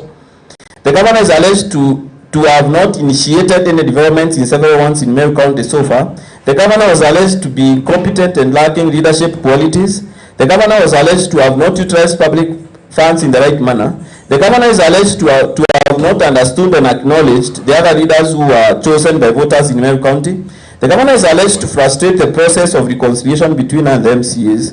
The governor is alleged to have abused the MCAs on 12th December 2022 by calling them foxes. Further, about 300 public participants presented written memoranda in support of the motion to impeach the governor. 2. Views of the members of public opposing the motion to impeach the governor of Meru County, the Honorable Kawira Mwangaza. These are the reasons the members of public who are opposing the motion give. The alleged impeachment of the governor of Meru is many borders on claims of nepotism, irregular recruitment, failure to protect public interest and conflict of interest.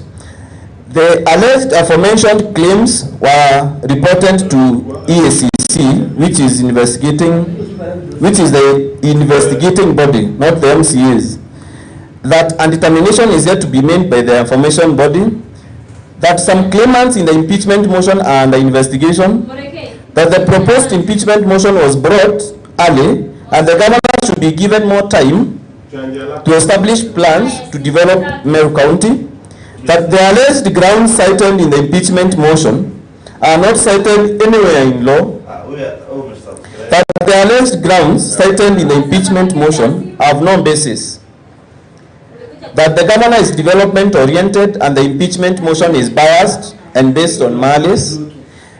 that the governor, MCAs and other leaders have not allegedly exhausted all forms of alternative dispute resolution mechanism to resolve their differences, that the governor is allegedly being impeached for being a woman in leadership as the governor of Meru County, as the governor of county government of Meru. On or about 30 residents of different sub-counties presented written memoranda to oppose the impeachment of the governor. Mr. Speaker, in a nutshell, it was observed that the principles and the key parameters necessary to conduct a public participation were met in the public participation exercise conducted at the sub-county level in Meru County. However, these are the findings of the public participation process in different sub-counties. Some members of the public stated their views in written memoranda and did not sign the memoranda. It's something we have seen. Some sub-counties conducting public participation faced challenges such as chaos, residents interrupting the public participation process and harassing the county assembly officers. In all sub-counties, residents gave their views in support or against the impeachment motion. That in Tigano Central Sub-County, the public participation process was to take place at Kivucho Methodist Church. However, the process did not take place in the same premises as the Reverend Daniel Midekan declined to allow the public participation process to take place in the church. The Reverend states that he was not consulted and he could not allow a political process to take place in the church. That the officers of the assembly moved to Kegoswa Chief's camp where submissions and registration went smoothly until the process was interrupted. Thereafter, the police officers restored order and the public participation process resumed and ended seamlessly. In Egembe South Sub-County, the public participation process was interrupted abruptly by youths chanting slogans in favor of the governor. This led to police officers using tear gas to control the residents. Thereafter, the process proceeded to the end without any interruptions. That in Impeachment North Sub-County, officers from the county assembly were blocked out of Kianjuri Center. As a result, the officers were forced to break into the hall. Thereafter, there was around the youth that interrupted the participation process severally. Officers of the county assembly were harassed and objects such as eggs thrown at them by around the youth chanting "Mama, Mama" slogans. The officers managed to restart the meeting several times and finally, it was not conducive to proceed with the public participation exercise. Around the youth refused to sign their attendance sheets and some youth attempted to tear their attendance sheets. However, some views and memoranda were collected by officers of the county assembly from the venue. In Motuate Sub-County, the public participation went smoothly and there were no distractions at all. In Tigani Sub-County, two opposing groups had altercations for like 20 minutes. Later, the exercise resumed and the process went down smoothly. In Egembe East Sub-County, the public participation exercise went smoothly and there were no distractions. In Kwene Sub-County, the public participation process went on smoothly until it was interrupted by Nick Mburugo and his supporters. However, the process was restored by police officers and the process proceeded peacefully, successfully.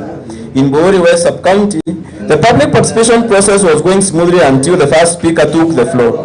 Visibly drunk goons entered the meeting chanting "Mama, Mama" slogans.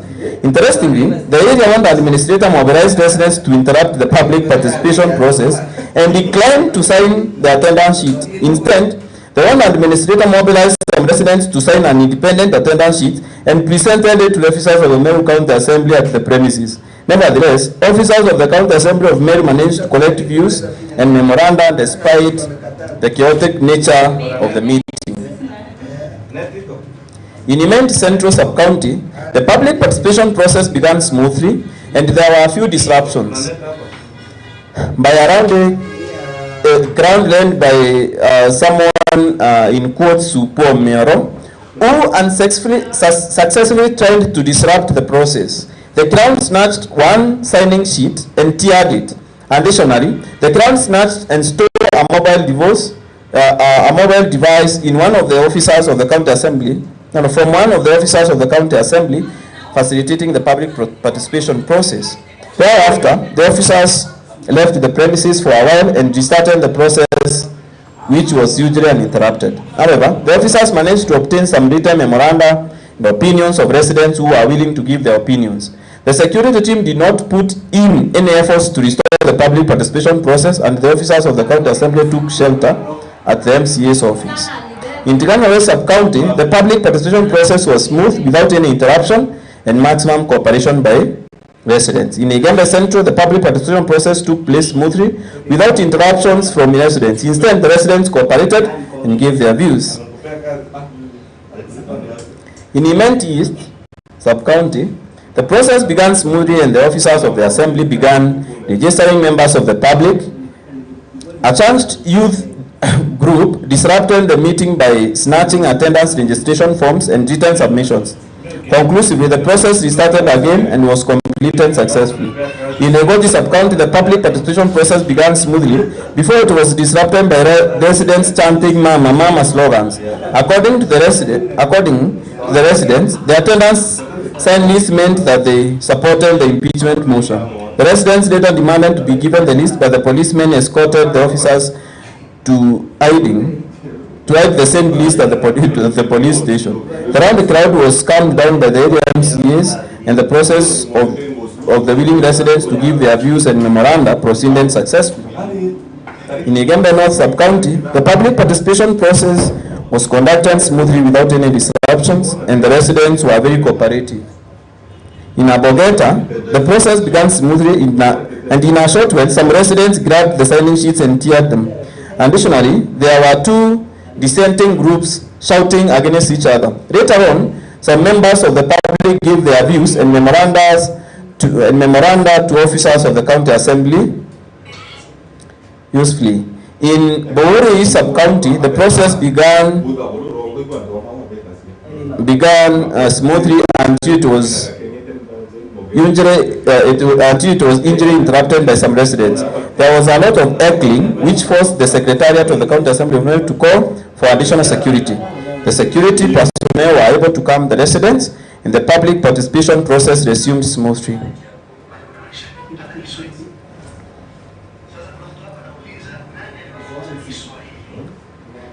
Mr. Speaker, the mover of this motion, I, Dennis Kiogora, DMK, is particularly grateful to the offices of the Speaker, the Clerk of the County Assembly of Meru, and members of the Assembly staff, and members of the public for facilitating the public participation exercise. Mr. Speaker, as I close moving this motion, Mr. Speaker, I urge these honorables to interrogate the contents of the motion, Mr. Speaker, the attached evidence, and even the feelings of the members of the public, even those who are opposing the motion, Mr. Speaker, from the public, and hold the governor of Meru County to account, Mr. Speaker, for the wrongs she has committed, Mr. Speaker, while in office, Mr. Speaker, which are not about to stop, Mr. Speaker, because even the members of the public themselves, through the public participation, have brought to the attention of this House some occurrences that are taking place even as the impeachment goes on, and the carefree attitude and the insults that the governor is still hurling at this House even as this process continues. Mr. Speaker, I beg to move this motion and invite the honorable member for Kibiricha Ward, Jacob Muirigi, to second the motion.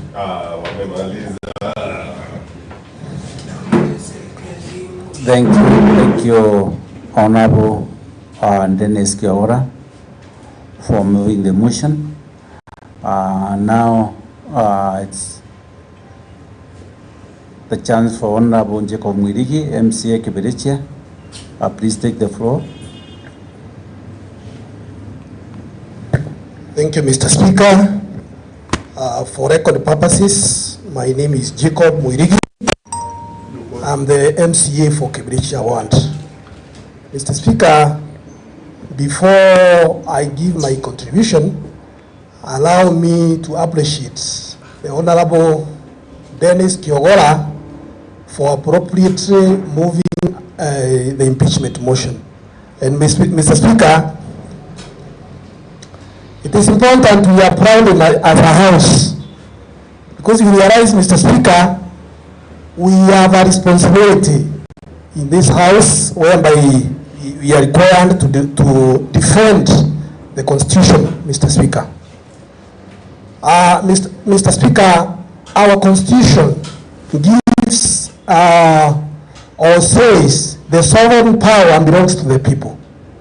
And this power may be exercised either directly or indirect through elected leaders. Mr. Speaker, we are elected leaders, and therefore we have the responsibility to defend the Constitution and also to act towards the wishes of our people. Mr. Speaker, this Honorable House has a constitutional mandate to see to it that the Constitution is really, the Constitution and other laws of the land are adhered to. In this respect, Mr. Speaker, one of our responsibilities is Mr. Speaker, to oversight what the executive does. And in this case, Mr. Speaker, the governor in question, the one Honorable Kawira Mwangaza, has really defined the Constitution and other laws of this land. Mr. Speaker, we have a duty to pray as a house, and we can't sit, Mr. Speaker, and watch the governor act or do all irregularities that are going on. There are a lot of irregularities, Mr. Speaker. The image of this county, Mr. Speaker, has been totally distorted. We have a duty, Mr. Speaker, to redeem Meru County. Mr. Speaker, there is no sanity in this county. Mr. Speaker, we have a duty to restore sanity in Meru County. This county government, Mr. Speaker, and the people of Meru are in the hands of a dictator governor, Mr. Speaker. We have, Mr. Speaker, to restore the profession, Mr. Speaker. Therefore, Mr. Speaker, the move of the motion has been quite elaborate on the accounts that Mr. Speaker, which he has really done a strong case. Therefore, I will take a few issues in support as I second, Mr. Speaker. And my first issue, Mr. Speaker, I will refer to the dismissal of the CEO of the County Revenue Board. Mr. Speaker, there are laws that govern each and every office, Mr. Speaker. In this case, Mr. Speaker, the chief executive was in office until when Her Excellency the Governor dismissed him. This was out of revenge, Mr. Speaker. You will recall, during 2 years ago, Mr. Speaker, when the same officer was discharging his official duties, Mr. Speaker. And one time, he had to visit Baita TV to demand for the license payment, Mr. Speaker, which never happened. Mr. Speaker, immediately after assuming office, the governor, one Kawira Mwangaza, went ahead and dismissed the one Honorable Dr. Tungai for actually demanding the license. So the governor used her office and powers that are in the governor's office to revenge against an officer who was in his line of duty. That is misuse of office, Mr. Speaker. Mr. Speaker, there are several cases, Mr. Speaker, which has been cited by Honorable Kegora, and also the issue of nepotism. You will recall, Mr. Speaker, recently, and that was 4th last month, we were invited to the Office of Controller of Budgets. Mr. Speaker, this Honorable House was represented by a very able team led by yourself, the Majority Leader, the clerk of this assembly, the budget officer, and myself, Mr. Speaker, the chair for Budget and Appropriations Committee. The other side, Mr. Speaker, was represented by Our Excellency the Governor, the newly recruited CEC, the Chief Officer, and two sisters to the Governor, Mr. Speaker, who are in the boardroom negotiating on behalf of Meru County. Nepotism, Mr. Speaker. Nepotism, Mr. Speaker. How can these sisters sit in a boardroom negotiating on behalf of a county government? Mr. Speaker, that can't be allowed to happen, and Mr. Speaker, it is not right. A lot of irregularities, Mr. Speaker, are going on, and our governor has really proved that she cannot abide by the law. She is out to break every law. This Honorable House has enacted several laws, but the governor is acting to the contrary. None of the existing laws she seems to abide to. Therefore, Mr. Speaker, without using a lot of time, I second the motion that seeks the removal of Governor Bishop Kawira Mwangasa. Thank you, Mr. Speaker, sir. Thank you, Honorable Jacob Mwirigi, for seconding the motion. And now, honorable members, pursuant to the provisions of Standing Order number 54-1, I now propose the question which says, whereas Article 10 of the Constitution, Section 3 and 16 of the Leadership Integrity Act 2012, the Leadership Integrity Act, and Section 9, 10, and 11 of the Public Office Ethics Act 2003, the Public Officer Ethics Act established, among others, the rule of law, democracy, human rights, dignity, courtesy, respect, social justice, inclusiveness, equality, human rights, poverty, professionalism, non-discrimination, protection of the marginalized, good governance, transparency, and accountability as part of the national values and the principles of governance. Article 10, 73, and 75 of the Constitution requires state officers at all times, whether in public or private life, to behave in a manner that, among other things, 1, brings honor to the nation and dignity to the office that a state officer owns. Ensure decisions are not influenced by nepotism, favoritism, and other improper motives. 3, demonstrate discipline and commitment in service to the people and avoids demeaning the office that a state officer owns. Articles 10, 232, 235, and 236 of the Constitution and Section 59, 59A, 60, 62, 63, 64, and 65 of the County Government Act 2012, the County Government Act, provide for the values and the principles of public service and establish an elaborate framework for the establishment of county public offices and the recruitment, employment, and dismissal of county public officers. Honourable members, Article 181 of the Constitution, Section 33 of the County Government Act, and the Standing Order number 65 of the Standing Orders of the Assembly, provide for the impeachment of county governors. 4, among other things, gross violation of the Constitution. 2, gross violation of any other law. 3, abuse of office. And 4, gross misconduct. The governor has engaged in multiple discreditable acts.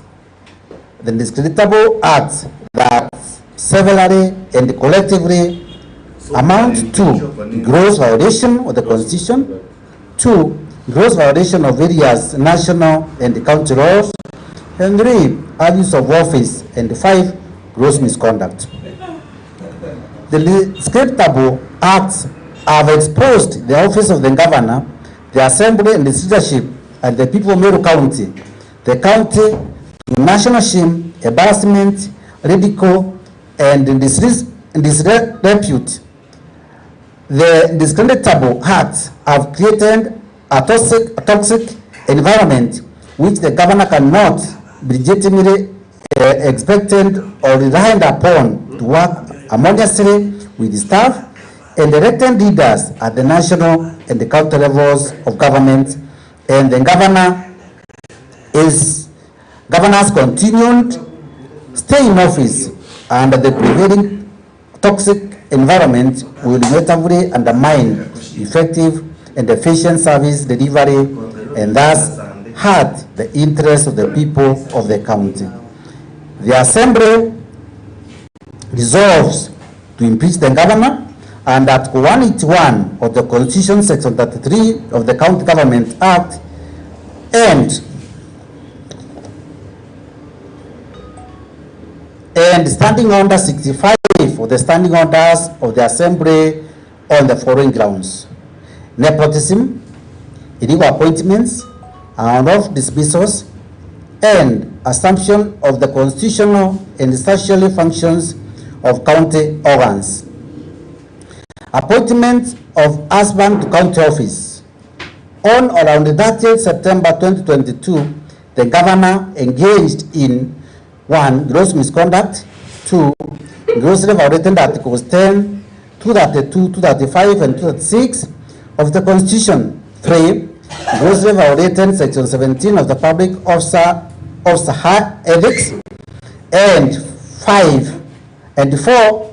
Grossly violating Section 55, 59, 59A, 60, 62, 63, 64, and 65 of the County Government Act. 5. Grossly violating Section 6 and 11 of the Meru County Youth Service Act 2018 and grossly violating Section 4 of the Public Appointment County Assemblies Approval Act 2017 by A. Appointing a husband to a non-existent position of the patron of the Meru Youth Service before conducting a transparent and competitive recruitment service. B. Appointing a husband to the non-existent position of the Meru Asura's ambassador before conducting a transparent and competitive recruitment process. 3. Disregarding the criteria for the establishment of offices within the county public service. D.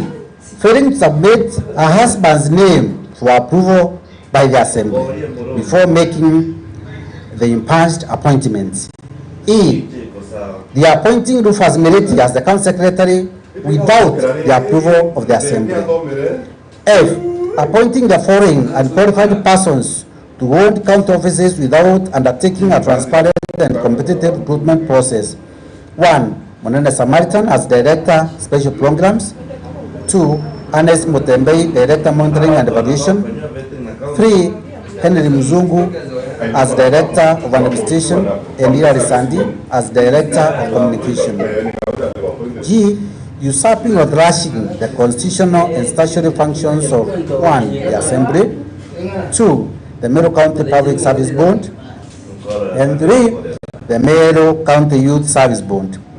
Evidence of the governance: 1. Gross misconduct. 2. Gross violation of Articles 10, 232, 235, and 236 of the Constitution. 3. Gross violation of Section 17 of the Public Officer Ethics Act. 4. Gross violation of Sections 55, 59, 59A, 60, 62, 63, 64, and 65 of the County Government Act. And 5. Gross violation of Section 6 and 11 of the Meru County Youth Service Act 2018 and gross violation of Section 4 of the Public Appointment County Assemblies Approval Act 2017 is set in the videos saved as Annex 2, appointment of husband Annex 3, appointment of first merit Annex 4, appointment of the Sandi in the first list presented herewith. The transcripts, translations of these videos are attached to Annex 2, Annex 3, Annex 4 to the affidavit sworn by Dennis Kiaura and the MK on 21st November 2022 in support of this motion. The affidavits in support of the motion, further evidence is in the Ethics and Anti-Corruption Commission date and dated 19th October 2022 and a screenshot from the governor's Facebook page, respectively attached as Annex 5 and Annex 5A to the affidavit in support of the motion. Roadside appointments of county workers at Timau. On or around 22nd September 2022, the governor grossly violated 1. Articles 10, 232, 235, and 236 of the Constitution.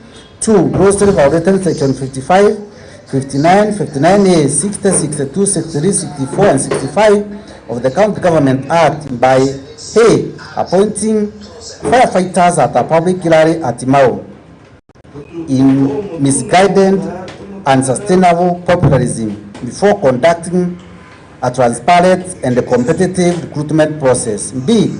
Subjecting potential applicants for county jobs to public humiliation by converting the crowd at the public gallery as the advertising, recruiting, shortlisting, and appointing authority, and usurping and thrashing exclusive constitutional and statutory mandates and the functions of the Meru County Public Service Board. Evidence of the governor: 1. Gross violation of Articles 10, 232, 235, and 236 of the Constitution, and 2. Gross violation of Section 55, 59, 59A, 60, 62, 63, 64, and 65 of the County Government Act is said in the video, saved as Annex 6 in the first list and presented herewith. The transcript translation of the video is attached to Annex 6A to the affidavit to the motion. Board signed the appointment of county workers at Nkobo. On around 9 September 2022, the governor engaged: 1. Gross misconduct; 2. Gross violation of Articles 10, 232, 235, and 236 of the Constitution, and 3. Gross violation of Sections 55, 59, 59A, 60, 62, 63, 64, and 65 of the County Government Act by A. Appointing the market guns at a public gallery at Nkobo, misguided and unsustainable populism before conducting a transparent and competitive recruitment process, and B. Usurping exclusive constitutional and statutory functions and mandates of the Meru County Public Service Board. Evidence of the governor: 1. Gross misconduct, gross violation of Articles 10, 232, 235, and 236 of the Constitution, and 3. Gross violation of Section 55, 59, 59A, 60, 62, 63, 64, and 65 of the County Government Act is set in the video saved as Annex 7 in the first read. This presented herewith. The transcript translation of the video is attached as Annex 7A to the affidavit in support of the motion. Road signed appointment of county workers at Kianjai. On or allowed 9 September 2022, the governor engaged in 1. Gross misconduct; 2. Gross violation of Articles 10, 232, 235, and 236 of the Constitution, and 3. Gross violation of Section 55, 59, 59A, 60, 62, 63, 64, and 65 of the County Government Act by A. Illegally directing warrant and sub-county administrators to employ sweepers and market guns at a public gallery at Kianjai.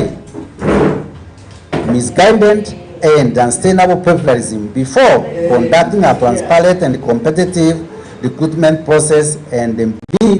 Directing warrant and sub-county administrators to usurp exclusive constitutional and statutory functions and mandates of the Meru County Public Service Board. Evidence of the governor's gross misconduct. 2, gross violation of Articles 10, 232, 235, and 236 of the Constitution. And 3, gross violation of Section 55, 59, 59A, 60, 62, 63, 64, and 65 of the County Government Act is set in the video and saved as Annex 8 in the flash disk. Presented herewith. The translation of the video is attached as Annex 8 to the affidavit in support of the motion. Illegal Committee on the Meru Municipality. On or on 21st October 2022, the Governor 1. Grossly violated Articles 10, 232, 235, and 236 of the Constitution. 2. Grossly violated Section 12, 14, 15, and 20 of the Urban Areas and Cities Act. And 3. Grossly violated the Charter establishing the Meru Municipality by A. Illegally appointing a committee to manage Meru Municipality affairs at a public area at Kinoru. Yet the function is vetted in the Meru Municipal Board. 2. Directing the aforesaid illegal committee to usurp the functions of the Meru Municipal Board. C. Usurping the functions of the Meru County Public Service Board. D. Trashing the procedures for the appointment of county public officers. And E. Spewing aids speech against the G4S company. Evidence of the Governor. 1. Gross violation of Article 10, 232, 235, and 236 of the Constitution, and gross violation of Section 12, 14, 15, and 20 of the Urban Areas and Cities Act is set in the video saved as Annex 9 in the first disc. Presented herewith. A transcript translation of the video is attached as Annex 9A to the affidavit in support of the motion. Incitement, bullying, verification, and misleading campaigns against other leaders. The Governor has grossly violated Articles 10, 73, and 75 of the Constitution. 2. Grossly violated Section 19 of the Public Officer Ethics Act. 3. Grossly violated Section 29 and 34 of the Leadership and Integrity Act. And 4. Repeatedly engaged in gross misconduct by A. Owning public verification, incitement, and intimidation letters against members of the Assembly and other elected leaders. B. Falsely accusing members of the Assembly and other elected leaders of cartelism, blackmail, greed, corruption, and intimidation. C. Holding public verification and incitement letters against the Catholic Church and the Catholic clergy. And D. Inciting the public against the members of the Assembly and other elected leaders, well knowing that church conduct can easily trigger violent reactions and pose serious breaches of the peace. Evidence of specific illustrative examples of the Governor's verification and incitement campaigns against members of the Assembly and other elected leaders are tried in paragraph 7 to 12 below. Humiliation of the minority leader. On or around 24th October 2022, the Governor 1. Grossly violated Articles 10, 73, and 75 of the Constitution. 2. Grossly violated Section 19 of the Public Ethics Public Officer Ethics Act.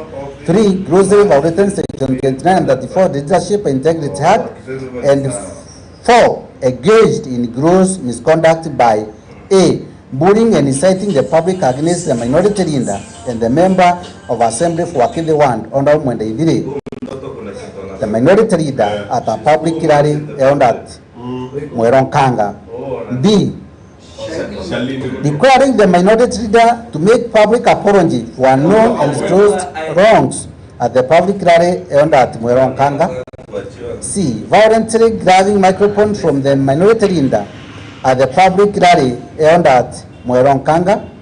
D. Offering to protect the minority leader against the Speaker of the Assembly from unknown and undisclosed dangers and E, falsely accusing the members of the assembly and other elected leaders of cartelism, blackmail, greed, corruption, and intimidation. Evidence of the governors. One, gross violation of Article 10, 73 and 75 of the Constitution. 2, gross violation of Section 19 of the Public Officer Ethics Act. 3, gross violation of Section 29 and 34 of the Leadership and Integrity Act. And 4, gross misconduct is set in the video as Annex 11 in the first list and presented herewith. The transcription stroke translation of the videos is attached as Annex 11A to the affidavit in support of the motion.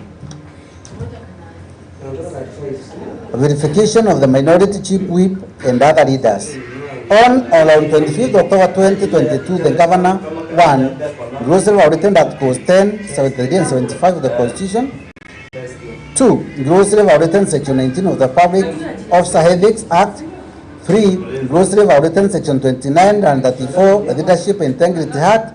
And 4, engaged in gross misconduct by A, inciting the public against the minority group and the member of the Assembly for Avogeta West, Honorable Dennis Kiogurandi MK, the minority whip, at a public hearing at Ngongo in Avogeta West.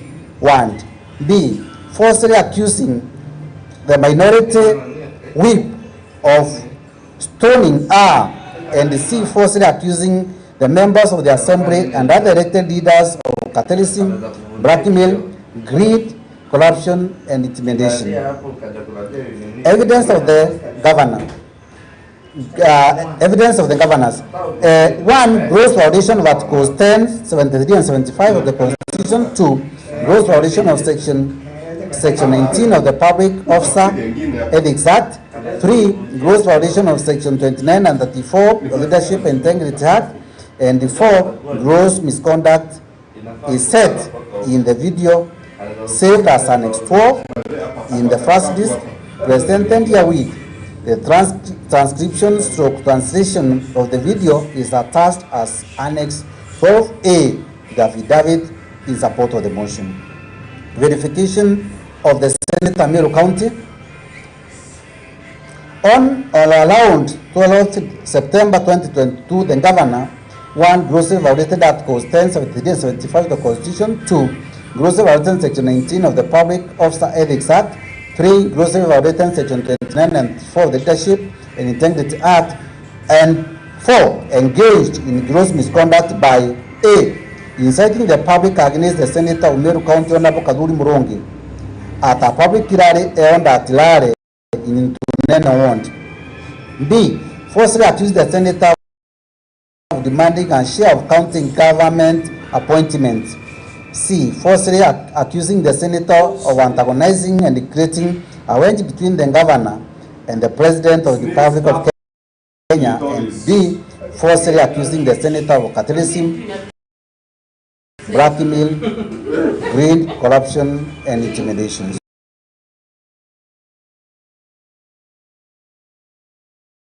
Evidence. 1, gross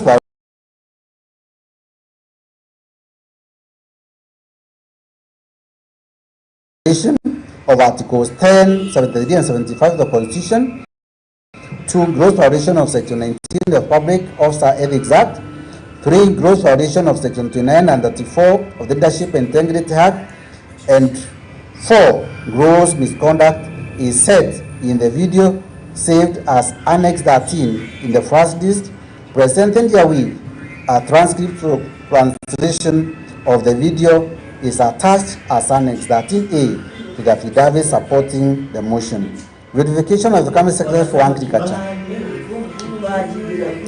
On or around 12 September 2022, the Governor, 1, grossly violated Articles 10, 73 and 75 of the Constitution. 2, grossly violated Section 19 of the Public Officer Ethics Act. 3, grossly violated Section 29 and 34 of the Leadership and Integrity Act. And 4, engaged in gross misconduct by A, bullying and inciting the public against the Cabinet Secretary for Agriculture, Honorable Franklin Mithika at a public rally held at Lare in Tunene 1. B. Falsely accusing the Cabinet Secretary of demanding a share of the county government appointment. C. Falsely accusing the Cabinet Secretary of antagonizing and creating a wedge between her and the President and the Republic of Kenya. And D. Falsely accusing the Cabinet Secretary of cartelism, blackmail, greed, corruption, and intimidation. Evidence. 1. Gross violation of Articles 10, 73, and 75 of the Constitution. 2. Gross violation of Section 19 of the Public Officer Ethics Act. 3. Gross violation of Section 2934 of the Leadership and Integrity Act. And 4. Gross misconduct is set in the video saved as Annex 13 in the first disc presented here with a transcript stroke translation of the video is attached to Annex 13A to the affidavit supporting the motion. Verification of the MP for Tigania East constituency. On or around 9th November 2022, the governor and the husband, 1. Grossly violated Articles 10, 73, and 75 of the Constitution. 2. Grossly violated Section 19 of the Public Officer Ethics Act. 3. Grossly violated Section 2934 of the Leadership and Integrity Act. And 4. Engaged in gross misconduct by A. Inciting the public against the member of Parliament for Tigania East constituency, Honorable Mpuria Bori, at a public rally at Imbaranga in Karama Ward. B. Falsely accusing the MP for Tigania of demanding that the governor appoint the MP's wife as a county executive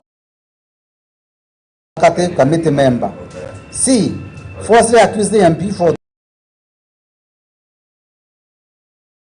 Tigania East of demanding that the governors pre-qualifies his 12 companies for the award of county tenders.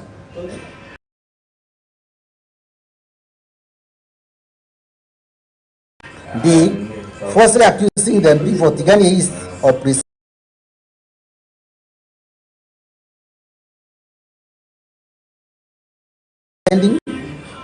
of presenting fake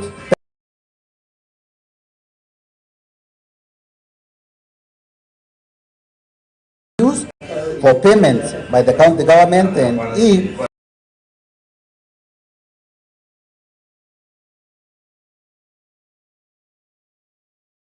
Falsely accusing the MP for Tigania East of cartelism, blackmail,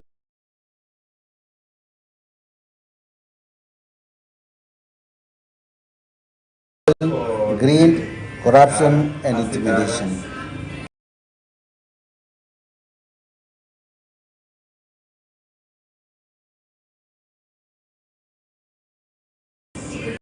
Evidence.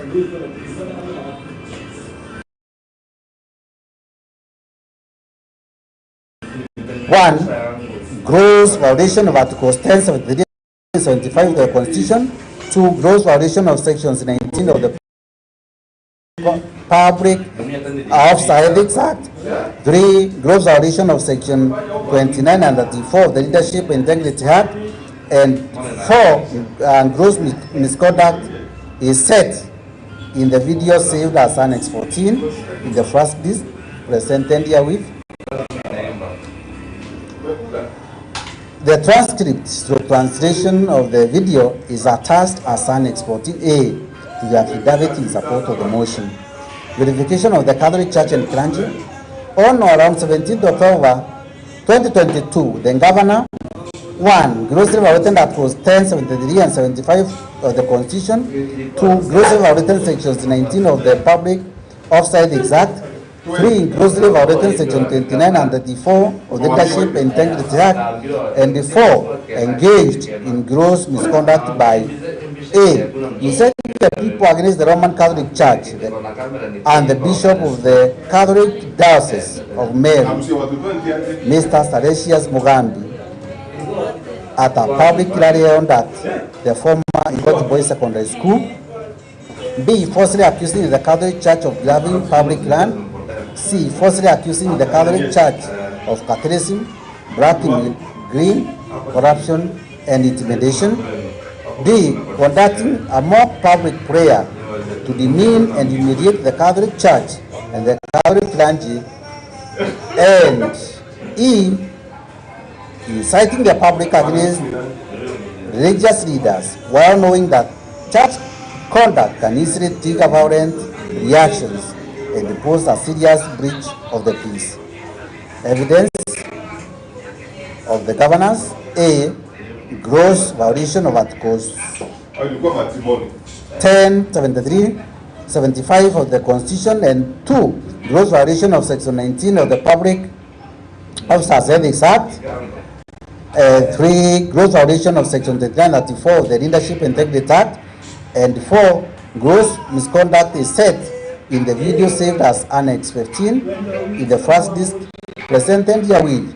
The transcript stroke translation of the video is attached as Annex 15A to the affidavit in support of the motion. First entry into the Assembly, presence, and the mobilization of unlawful riot against members of the Assembly. On or around 19th October 2022, the governor and the husband, 1. Grossly violated Article 10, 73 and 75 of the Constitution. 2. Grossly violated Sections 5 and 7 of the County Assembly's Powers and Privileges Act 2017. And 3. Engaged in gross misconduct by A. Forcefully entering the premises of the Assembly. B. Falsely accusing members of the Assembly and other elected leaders of Catholicism, blackmail, greed, corruption, and intimidation. C. Organizing a violent demonstration against the members of the Assembly at the Assembly presence. And D. Addressing a riotous crowd at the presence of the Assembly. Evidence of the governor and the husband: 1. Gross violation of Articles 10, 73 and 75 of the Constitution. 2. Gross violation of Section 5 and 7 of the County Assembly's Powers and Privileges Act 2017. And 3. Gross misconduct is set in the videos saved as Annex 16 and Annex 17 in the first bit presented herewith. The transcripts to translation of the videos are attached as Annex 16A and Annex 17A, the affidavit in support of the motion. Violation of public finance management laws. On 6 September 2022, the governor: 1. Grossly violated Articles 201 and 207, 1 of the Constitution. 2. Grossly violated Section 109(2) and 159 of the Public Finance Management Act 2012. 3. Grossly violated Section 12 and 24 of the Public Officers Ethics Act. 4. Grossly violated Section 16 and 35 of the Leadership Integrity Act. 4. Engaged in gross misconduct. And 6. Engaged in gross abuse of office by A. Directing the Meru Teaching and Referral Hospital to spend all revenue at source, whereas all monies raised or received by all on behalf of the county should be paid into the county revenue fund. 2. Issuing waivers on fees at the Meru Teaching and Referral Hospital, whereas the county executive committee member for finance is the only person legally empowered to grant church waivers, and C. Directing county government officers to participate in furthering and advocating the interest of the Vita TV, a media station owned by Mwangasa Advertiser Limited, a private company owned by the governor through our close relatives as proxies. Evidence of the governors: 1. Gross violation of Articles 201 and 207 of the Constitution. 2. Gross violation of Section 109(2) and 159 of the Public Finance Management Act 2012. 3. Gross violation of Section 12 and 24 of the Public Officers Ethics Act. 4. Gross violation of Section 16 and 35 of the Leadership Integrity Act. 5. Gross misconduct. And 6. Gross abuse of the office is set in the video, saved as Annex 18 in the first list presented herewith. A transcript translation of the video is attached as Annex 18A to the affidavit supporting the motion. Further evidence is the Ethics and Anti-Corruption Commission data dated 19th October 2022.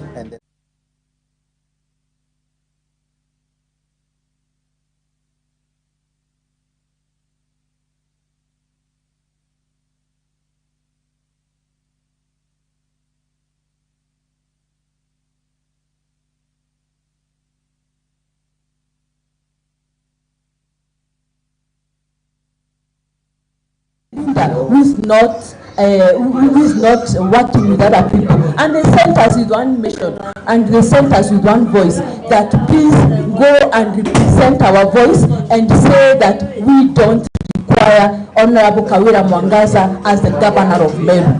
Mr. Speaker, sir, when I listened to them, a majority of them turned up.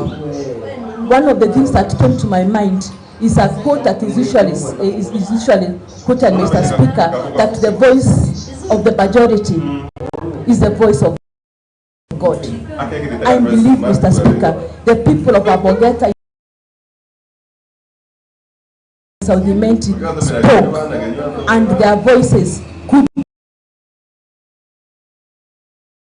the voice of God. That's why, Mr. Speaker, I think at this particular time, I really support the impeachment of one Honorable Kawira Mwangaza. As I conclude, Mr. Speaker, there is one thing that I want to really say. We have the national cake or the county cake, which is not like the wedding cake, Mr. Speaker. It is shared according to whoever the national cake or the wedding cake is shared to everybody who attends the wedding. But, Mr. Speaker, the national cake or the county cake is shared depending with who is holding the knife. Mr. Speaker, when one Honorable Kawira is holding the knife, Mr. Speaker, we are worried because, Mr. Speaker, like on Jamhuri Day, we saw the people of Metongo being given what the governor termed as Christmas. Mr. Speaker, it was so humiliating to find the flowers of Unga being thrown to the people. Mr. Speaker, this is human, the human dignity, Mr. Speaker, was violated. And I really feel, Mr. Speaker, the people of Southimenti, they are not so miserable, Mr. Speaker, that we get the Unga being thrown to the people like dogs. That's why, Mr. Speaker, I feel one Honorable Kawira Mwangaza violated the human rights, Mr. Speaker, by allowing people to really, probably a stampede could have been caused, Mr. Speaker. That's why I feel, Mr. Speaker, one Honorable Kawira Mwangaza really violated the human rights and made people to feel so miserable by throwing the unga that was being thrown to them. That's why I really support that, Mr. Speaker, time has come to redeem the people of Meru by having Kawira Mwangaza being impeached. Thank you so much.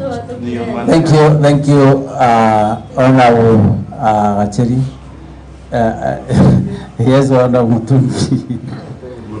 Okay, Mr. Speaker, sir, for the purpose of record, I'm Mutungi representing the greater people of Mwadhi Ward.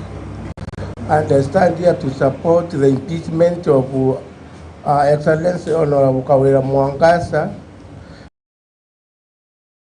because he is not qualified for the task. Honorable Kawira Mwangaza, she is a comedian, she is a liar, she is immoral, because I can't expect a own governor to let her husband in front of Meru people instead of lecturing or telling people how much he will move Meru forward by either introducing some new techniques either additional bursaries, but instead, she lets us to ask how the reason as to why she loved the husband Moya Baisu by the long beard Moya has.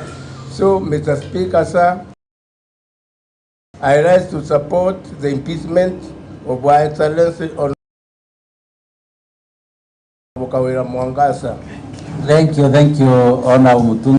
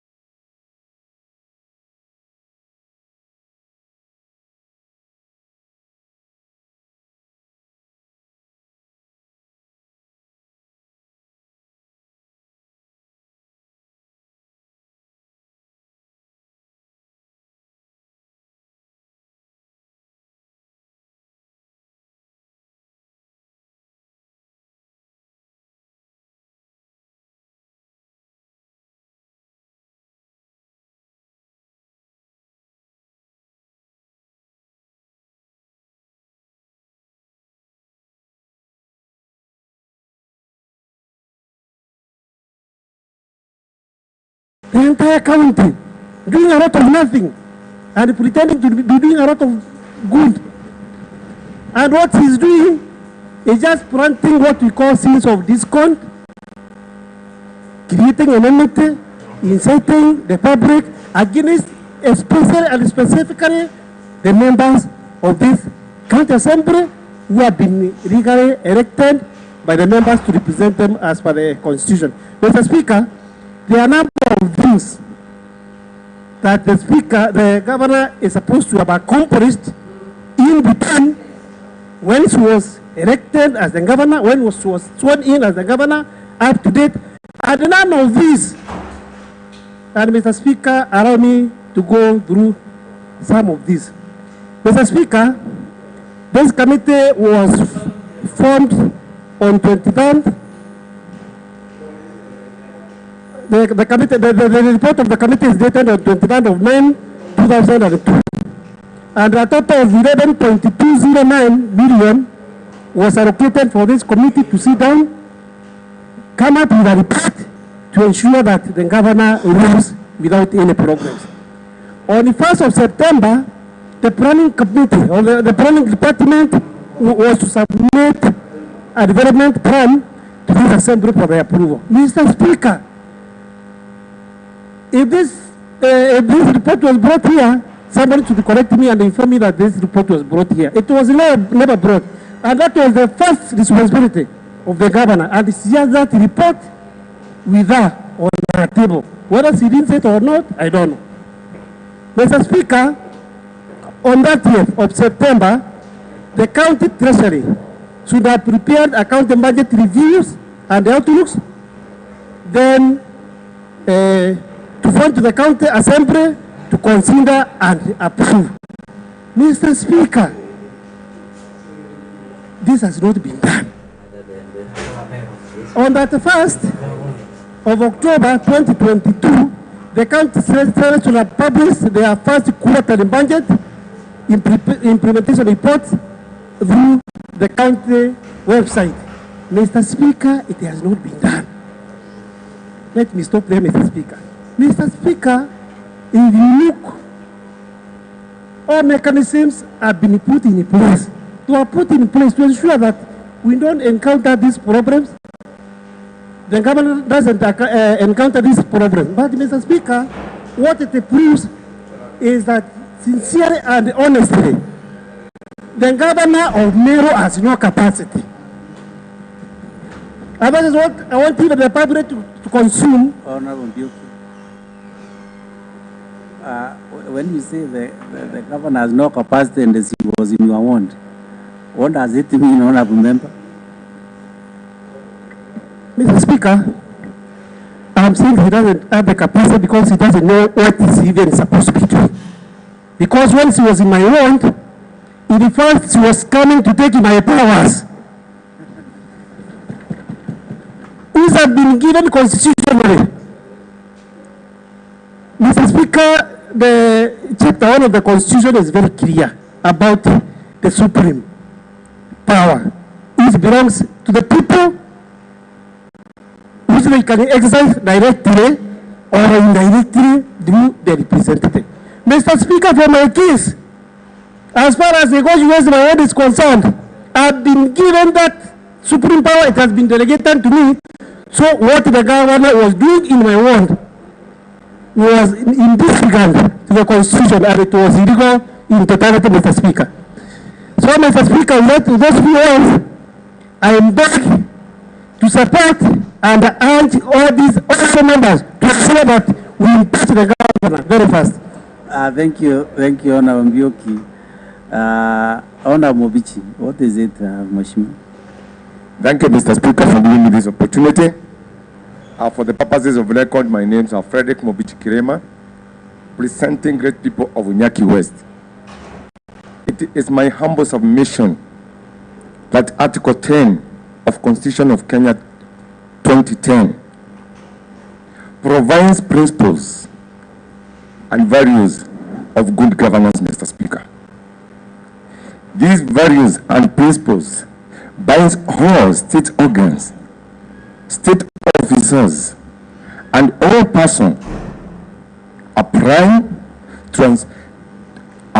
interpreting Constitution, interpreting the law, and when making public policy decisions, Mr. Speaker. Among other values and principles, Mr. Speaker, is sharing of devolution of power, inclusiveness, good governance, transparency, accountability, and then Governor Mwangaza is not a person of inclusivity. Instead, it is a person of unilateral decisions. She has completely undermined this honorable assembly by disrespecting the members' MCA, disrespecting members and honorable assembly. It has enrolled trust, consequently leading to bad governance, Mr. Speaker.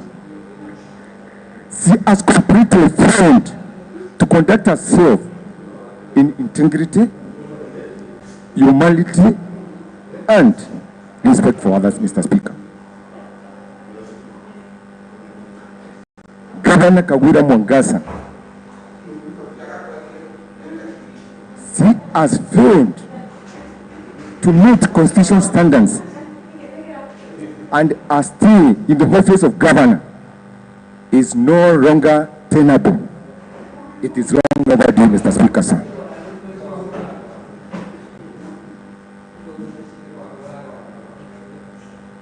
This motion has raised a lot of issues of law, which has come to my conclusion that I support the impeachment of Governor Kagwira Mwangaza. For one, she is not a person who will tolerate anybody in our leadership. She only assumed that other leaders who are elected, they are there for the sake of being there. She's the only person who she thinks that she can be able to handle issues pertaining the people who we do represent. And for these good reasons, Mr. Speaker, I do conclude by saying so, that today, I honor this honorable assembly by offering themselves to make sure that today, Governor Mwangaza will be impeached. Thank you. And I thank you for all of you cooperating and having this motion carried well. Thank you, Mr. Speaker. Moichi, Honorable Kirinya, Wendia. Thank you, Mr. Speaker. My name is Kirinya Mwanda for the purpose of records, and specially elected by Devolution Empowerment Party. I am also representing the great youths and the most vibrant youths of this country, Mr. Speaker, sir. To begin with, let me say bravo, bravo, bravo to Honorable Dennis Kiawera for coming up with this motion. It is not easy to slay the dragon. It requires a lot of energy, a lot of zeal, and bravo, my brother, for taking up this initiative. Number two, Mr. Speaker, we had the late Professor George Saitoti, who said that there comes a time, Mr. Speaker, when the nation is much more important than an individual. And I dare say this afternoon, Mr. Speaker, that there comes a time when this county of Meru is more important than an individual, Mr. Speaker. Why am I saying this, Mr. Speaker? Everybody across this country is cracking their hands because of what is happening in Meru. It's a shame. And the problem is one person, Mr. Speaker. And that person is none other than the governor of Meru County. Therefore, if the governor of Meru County is the problem, then there comes a time when this county is more important than that governor, Mr. Speaker. And therefore, there is a lot of shame Meru is undergoing as a result of how the governor conducts herself. We've seen, Mr. Speaker, even in Articles 10 of the Constitution and also Article 73 talks of Article 73 talks of bringing honor to that office itself, and also bringing honor to the county you're representing and the people you're representing, Mr. Speaker. And instead of the governor of Meru bringing honor to the office and to the people of Meru, it is a shame, Mr. Speaker, the governor has brought to the people of Meru. That is why, Mr. Speaker, I'm saying that Meru has to regain its former glory. Meru has to regain its former, standing in the league of other counties, Mr. Speaker. And I was talking about abuse of office, Mr. Speaker. Yes. Condense your contribution in 2 minutes. Thank you, Mr. Speaker. I'll do that. Now, Mr. Speaker, I'm talking about abuse of office, and I'm saying those who abuse office are dictators, Mr. Speaker. And history is replete with the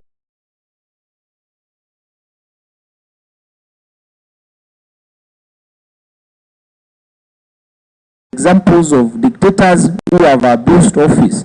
And one of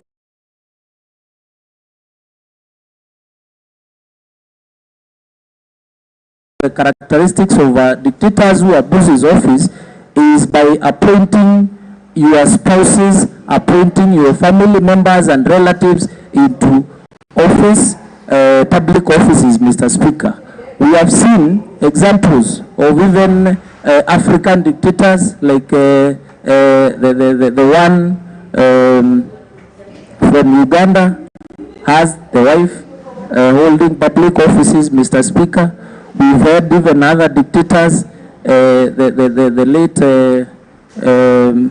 Mugabe, who and a wife to the state offices, Mr. Speaker. And therefore here in Meru, we also have a dictator who has, Mr. Speaker, decided to award a public office. And then she's duping all and sundry, all Merus and Kenyans, that this husband doesn't have allowances and salaries, Mr. Speaker. But you see, I want to tell Merus, please don't be duped. Don't be so gullible to believe that because now the husband and the wife, I mean the husband doesn't receive any salary, Mr. Speaker, that is not an abuse of office. Remember, Mr. Speaker, this husband uses public resources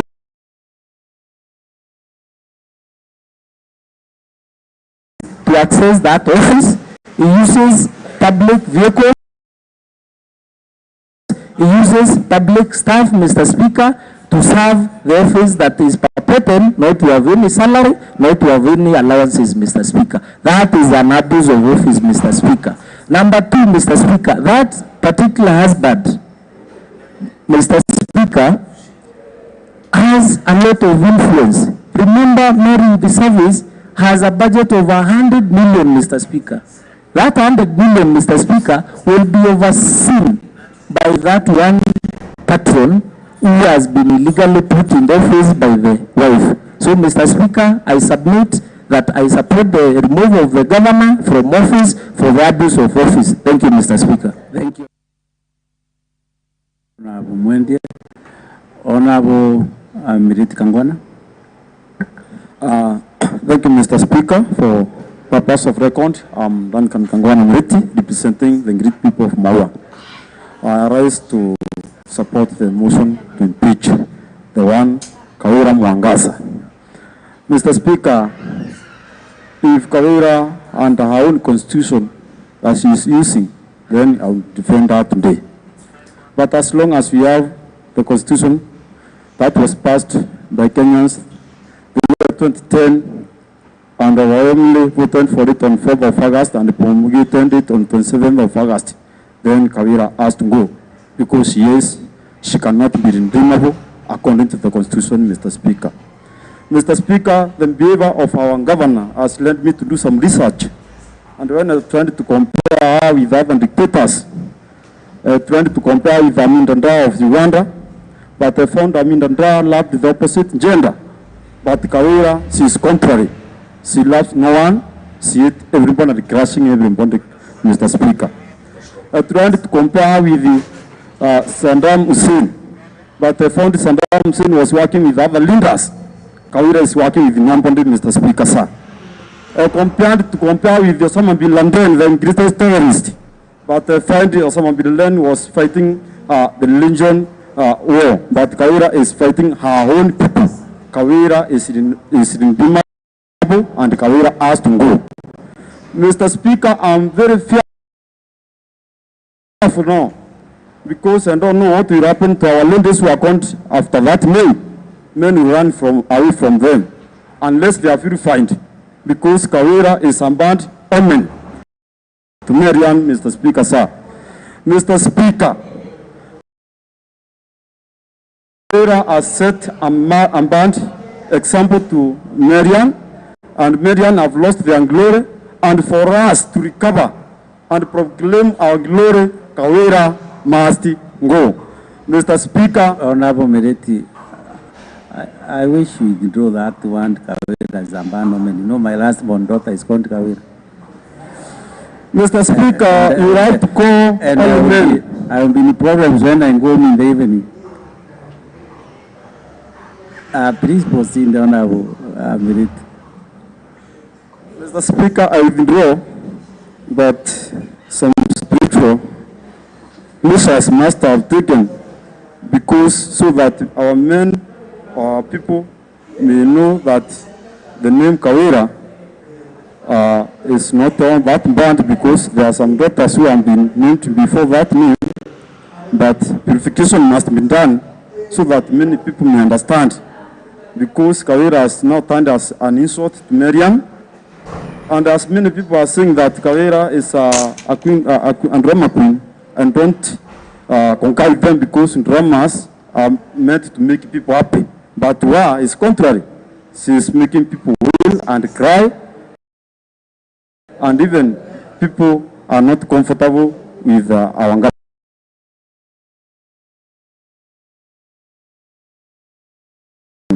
So because I don't want to take much time,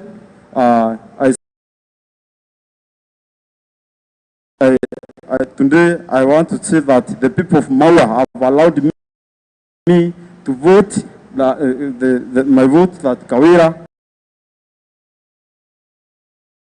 has to go. Thank you, Honorable Merit, and also thank you for withdrawing that the Kawira name is abandonment. Honorable Kananu. Okay, thank you so much, Mr. Speaker, for catching my eye. My name is Rudu Kananu, special elected by Mbas Party. Mr. Speaker, with a lot of humility, kindly allow me to appreciate our legend, none other than Honorable Dennis Kiogora, for moving this amazing motion to protect the Meru people from the dictatorship leadership. Mr. Speaker, sir, today is a very sunny day. As one of us said, Honorable Gasheri, many people might think we're impeaching Kawira because she's a woman, but it's better to call a spade and not a big spoon to protect our future generation. Mr. Speaker, sir, for the viewers, impeaching Kawira today, it goes without saying. One, we have seen Governor Kawira is a liar. She has been trespassing to this county, lying to the people that she is the only worthy leader who can safeguard the resources of Meru County, especially the 12 billion that really comes in this county. Other leaders are cartels, they are thieves, and they are corrupt. Mr. Speaker, sir, we have seen Governor Kawira saying in Lare that accusing our Senator Kaduri, our CEC Agriculture, Honorable Medical Lintore, saying that they wanted the share to take the half of our government.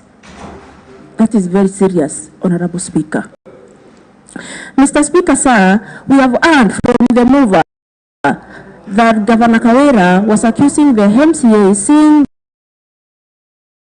that they were throwing stones to her, and when you look at the clip, it was opposite, Mr. Speaker. Mr. Speaker, Governor Kawira is a governor who cannot move out of our way to look for some partners to help this county. And with a lot of your respect, kindly allow me to appreciate Governor Kiraitu in absentia. We have seen Governor Kiraitu championing Mountain Run Marathon, to build cancer center, to help our cancer patients. We have seen Governor Kiraitu going all the way to Southern Korea to look for the partners, to empower our farmers. They built hatcheries for our farmers. To make matters worse, Mr. Speaker, they sponsored our farmers fully to go to the Southern Korea to do benchmarking. One of us can attest to that. She went there as a farmer, but not an MCA. Governor Kawira cannot take this county to the next level, Mr. Speaker, according to our capability. And I want to say this without any fear. Governor Kawira cannot bring any honor to this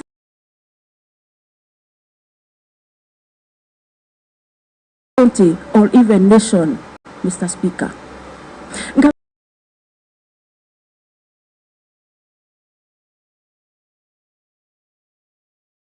Kawira cannot demonstrate respect to the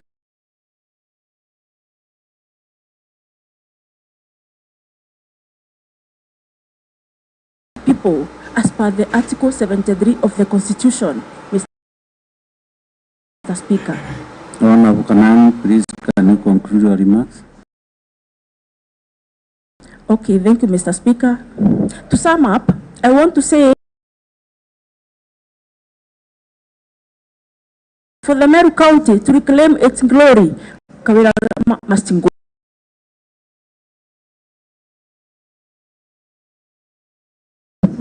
For the Meru County to stay clean of gutter,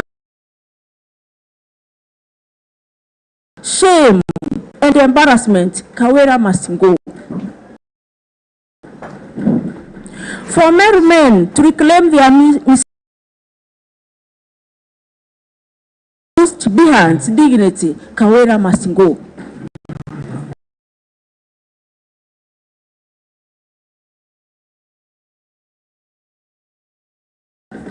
Allow me, Honorable Speaker, to urge all the leaders who are in this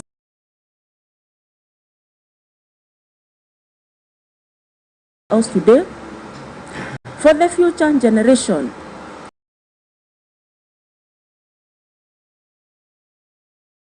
let us carry ourselves in a pleasing behavior to protect our future generation. Thank you, Mr. Speaker. Thank you.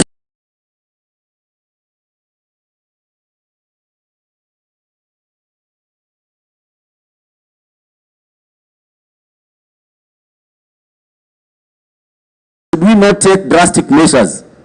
I tell you,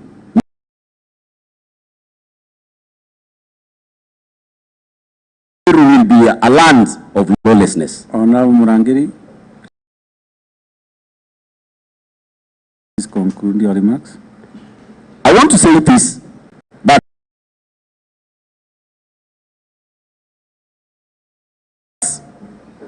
in the interests and in the best interests of the people of Meru, today, in this honorable house, that we must remedy the problem that we are having, and this problem will not be talks against the teacher. Honorable Muna, please take the floor.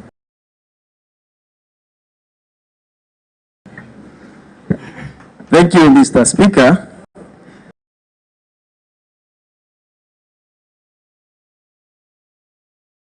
And for the records, Nicholas Kenywa Muna Josephat, representing the people of Nyakist, and may it be known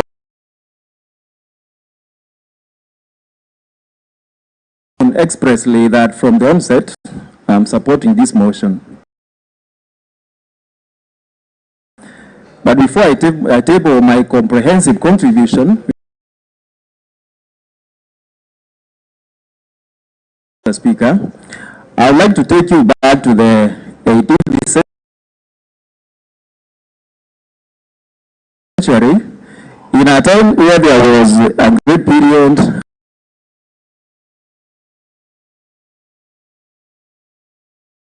referred to as the period of enlightenment by historians.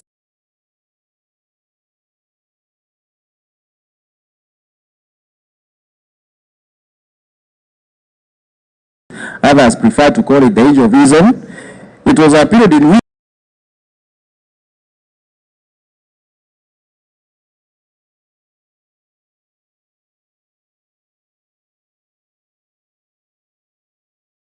continental Europe, people chose to deviate from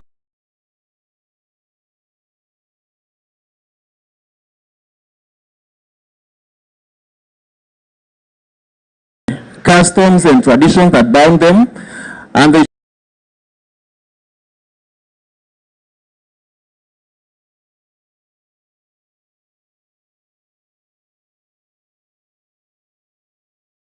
experiment on ideas. They chose to think, they chose to reason.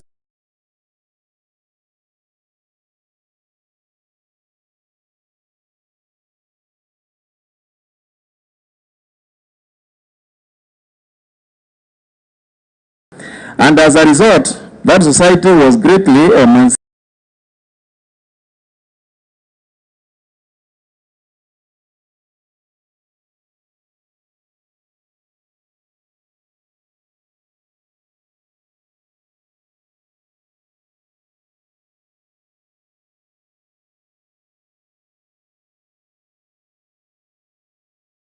Emancipated from mediocrity. It was a period that gave modernity a room. It is a period that gave us science greats like Sir Isaac Newton, he of the laws of motion in physics, as well as René Descartes, he of the Cartesian plane in mathematics, as well as Charles Baron, who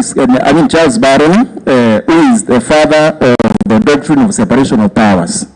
It is a period that we can't ignore because today, as an assembly, we have been called upon to think and to reason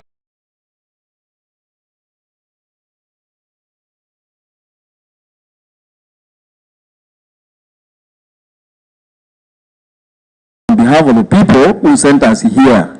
We are here to give us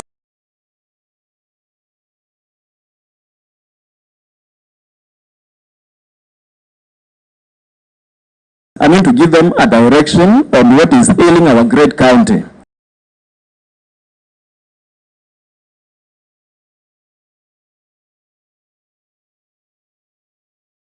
And Mr. Speaker, what is happening in our county today is a more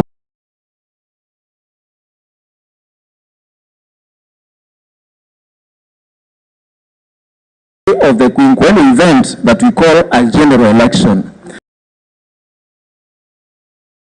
People vote sometimes to choose the best, but at times they choose the worst. But the framers of the Constitution that we have today were very wise because they gave us a leeway of correcting the mess whenever it was. And this is what this Honorable Assembly is bound to do and will ultimately do. Mr. Speaker, one resident of this county, Mwalimu Morris Gitien Tuakwalo, has continually described this county as Miss Kenya of Kenyan counties. In the news, even for the flimsy reasons of a musical instrument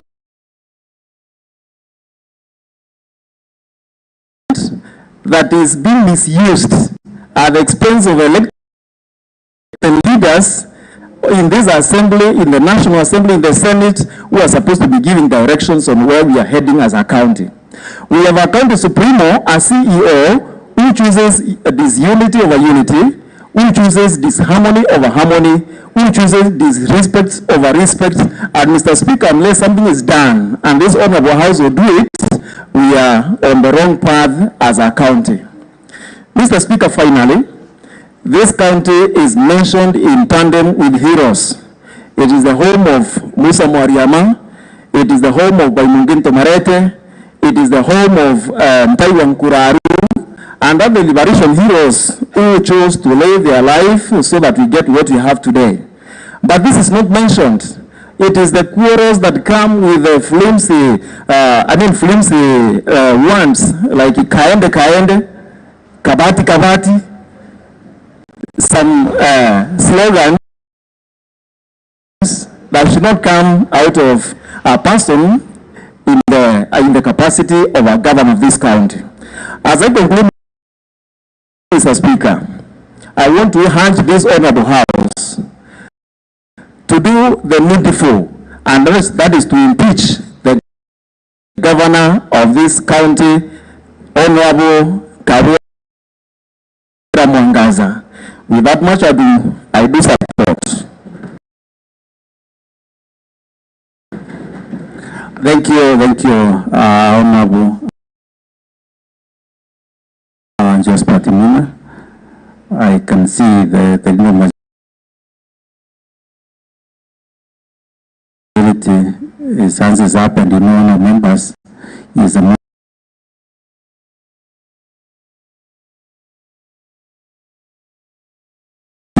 in the assembly, and when his hand is up,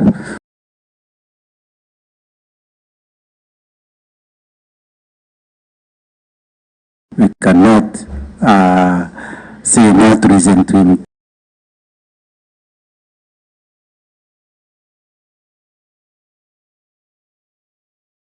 I'll take the floor from the majority.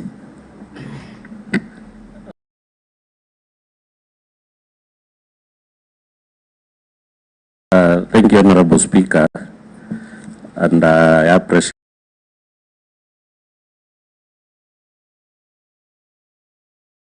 that you for sure appreciate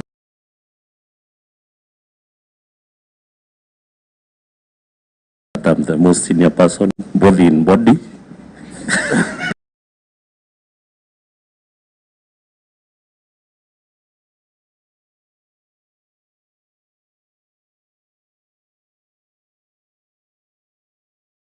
and rank in this honorable assembly. Thank you. Remember,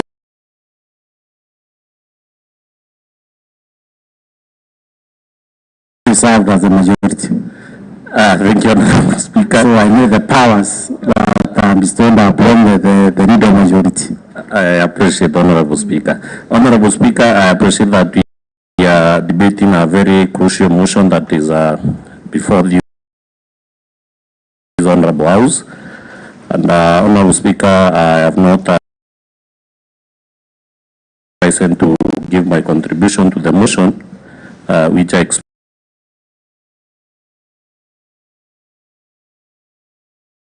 me to do after resumption of this debate. But Honorable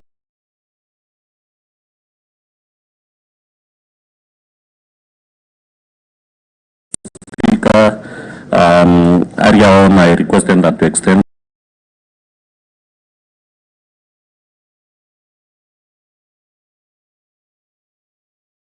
in time from 12:30 p.m. to 2 p.m.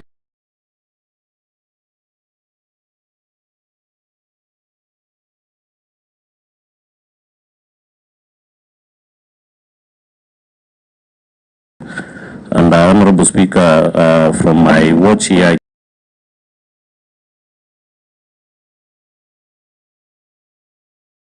I see we have only 12 minutes to go, and because I understand that so many members have not yet contributed to this motion,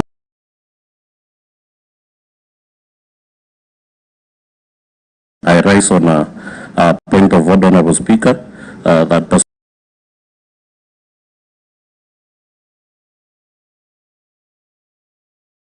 to the provisions of Standing Order number 971, we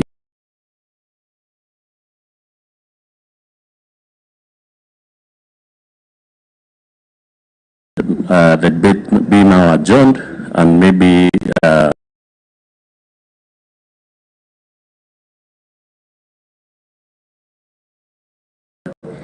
the resumption of debate will be done in the afternoon sitting order.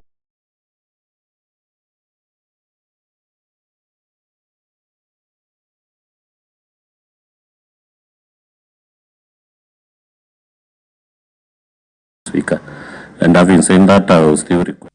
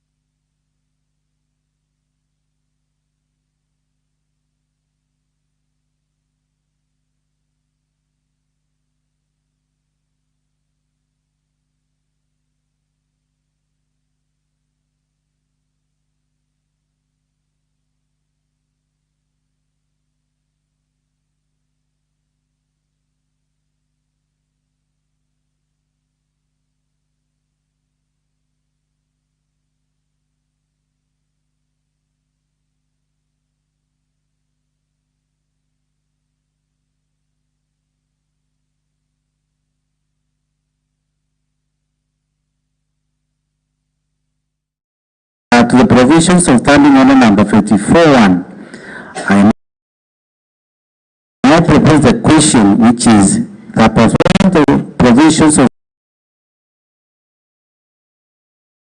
Standing Order number 971, the debate be now adjourned. And having proposed the question, then honored members, any member willing to make a contribution can do so. Yes, Honorable Ken. Thank you, Mr. Speaker. For records purposes, I'm Honorable Kennedy Mwangi Mutweli, specially elected by Jubilee Party to represent the young people in the county. I stand in support of the motion to adjourn the sitting. This is because, Mr. Speaker, this is not being a simple matter. It is also a very weighty matter that members need enough time, and I believe we as members would deserve an equal chance to debate the matter. I stand to support. Thank you. Thank you. Thank you, Honorable Ken. Honorable Murray.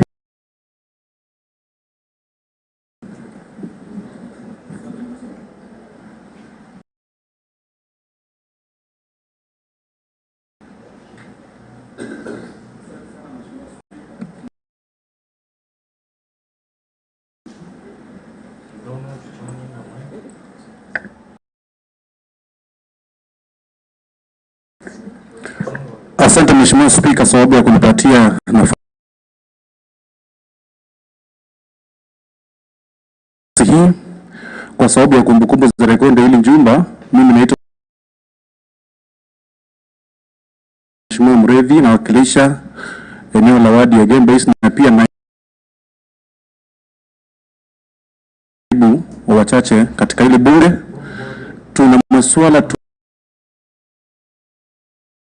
nzima, Mheshimiwa Spika, ambao tunafaa kuangazia siku ya leo, maana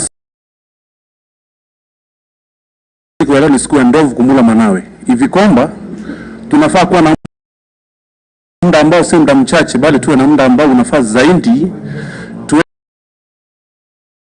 kuangazia yale ambayo yatufaa na yale ya mbeleni. Kwa hivyo nasimama kuunga mkono. Asante. Thank you, Honorable. Hata kama siwezi kia ndogo akiwa amekula mwenyewe.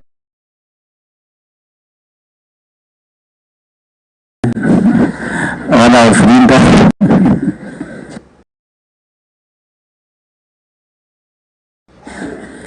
Thank you, Mr. Speaker, sir. For the purpose of record, my name is Freedom Tagitobu. Speaker, I stand to support the motion by Honorable Mawera that we really need to energize for this motion, Mr. Speaker. We have a lot and a lot and a lot to tell our Meru people and the country as well, that we really need to energize and come back and tell our Meru people whatever we want to do with our governor. Thank you, Mr. Speaker. Sir. Thank you, Honorable Frida. Then if there is another contribution, and what is it, Honorable Konja?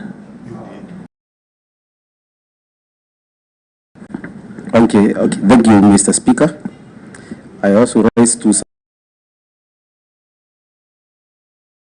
support the adjournment of the motion because the evidence we have against our governor is very much, and we have enough time to debate.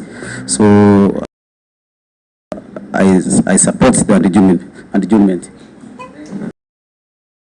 Thank you, Honorable Konja. You are right. The law allows you to debate even up to tomorrow morning. Now, this actually, I will allow the mover to reply. The mover, please take the floor. Honorable with the majority. Thank you, Honorable Speaker, and I'm grateful for the support from members. We'll be able to ventilate more maybe in the afternoon sitting, Honorable Speaker. Thank you. Thank you, Leader Majority. Now, members, pursuant the provisions of standing order number 54-2, I now put the question, which is that pursuant the provisions of standing order number 971, the debate be now adjourned.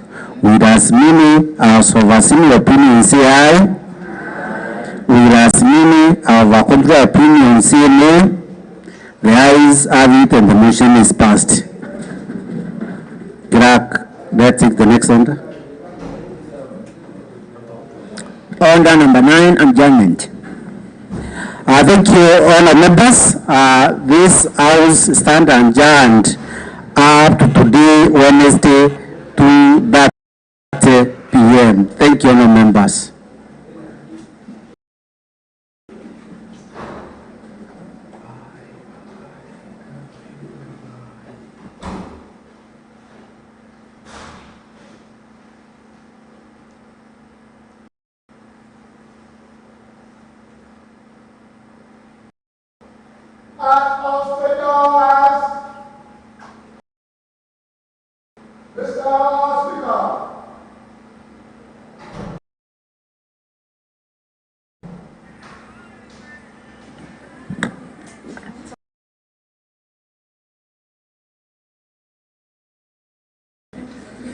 Inyoko wasori.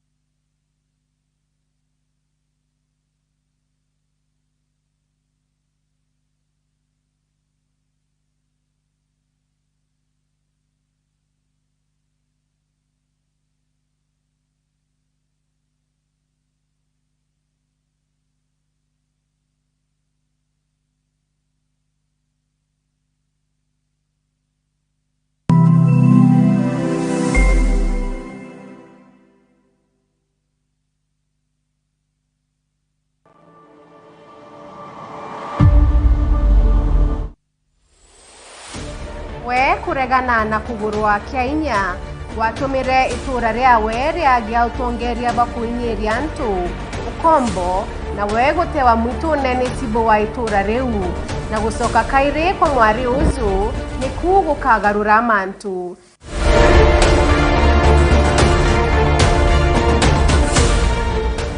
Riri ni tinda na rugono rwa mino ruria rukwambiria kuonanwa tariki 16 cia Disemba aria Alliance Francaise Nairobi kwambiria thaa 11 mwanka 3 cia ugoro gutonya ni 2,500 ake 1,000 kiri aritwa na 2,500 kiri VIP.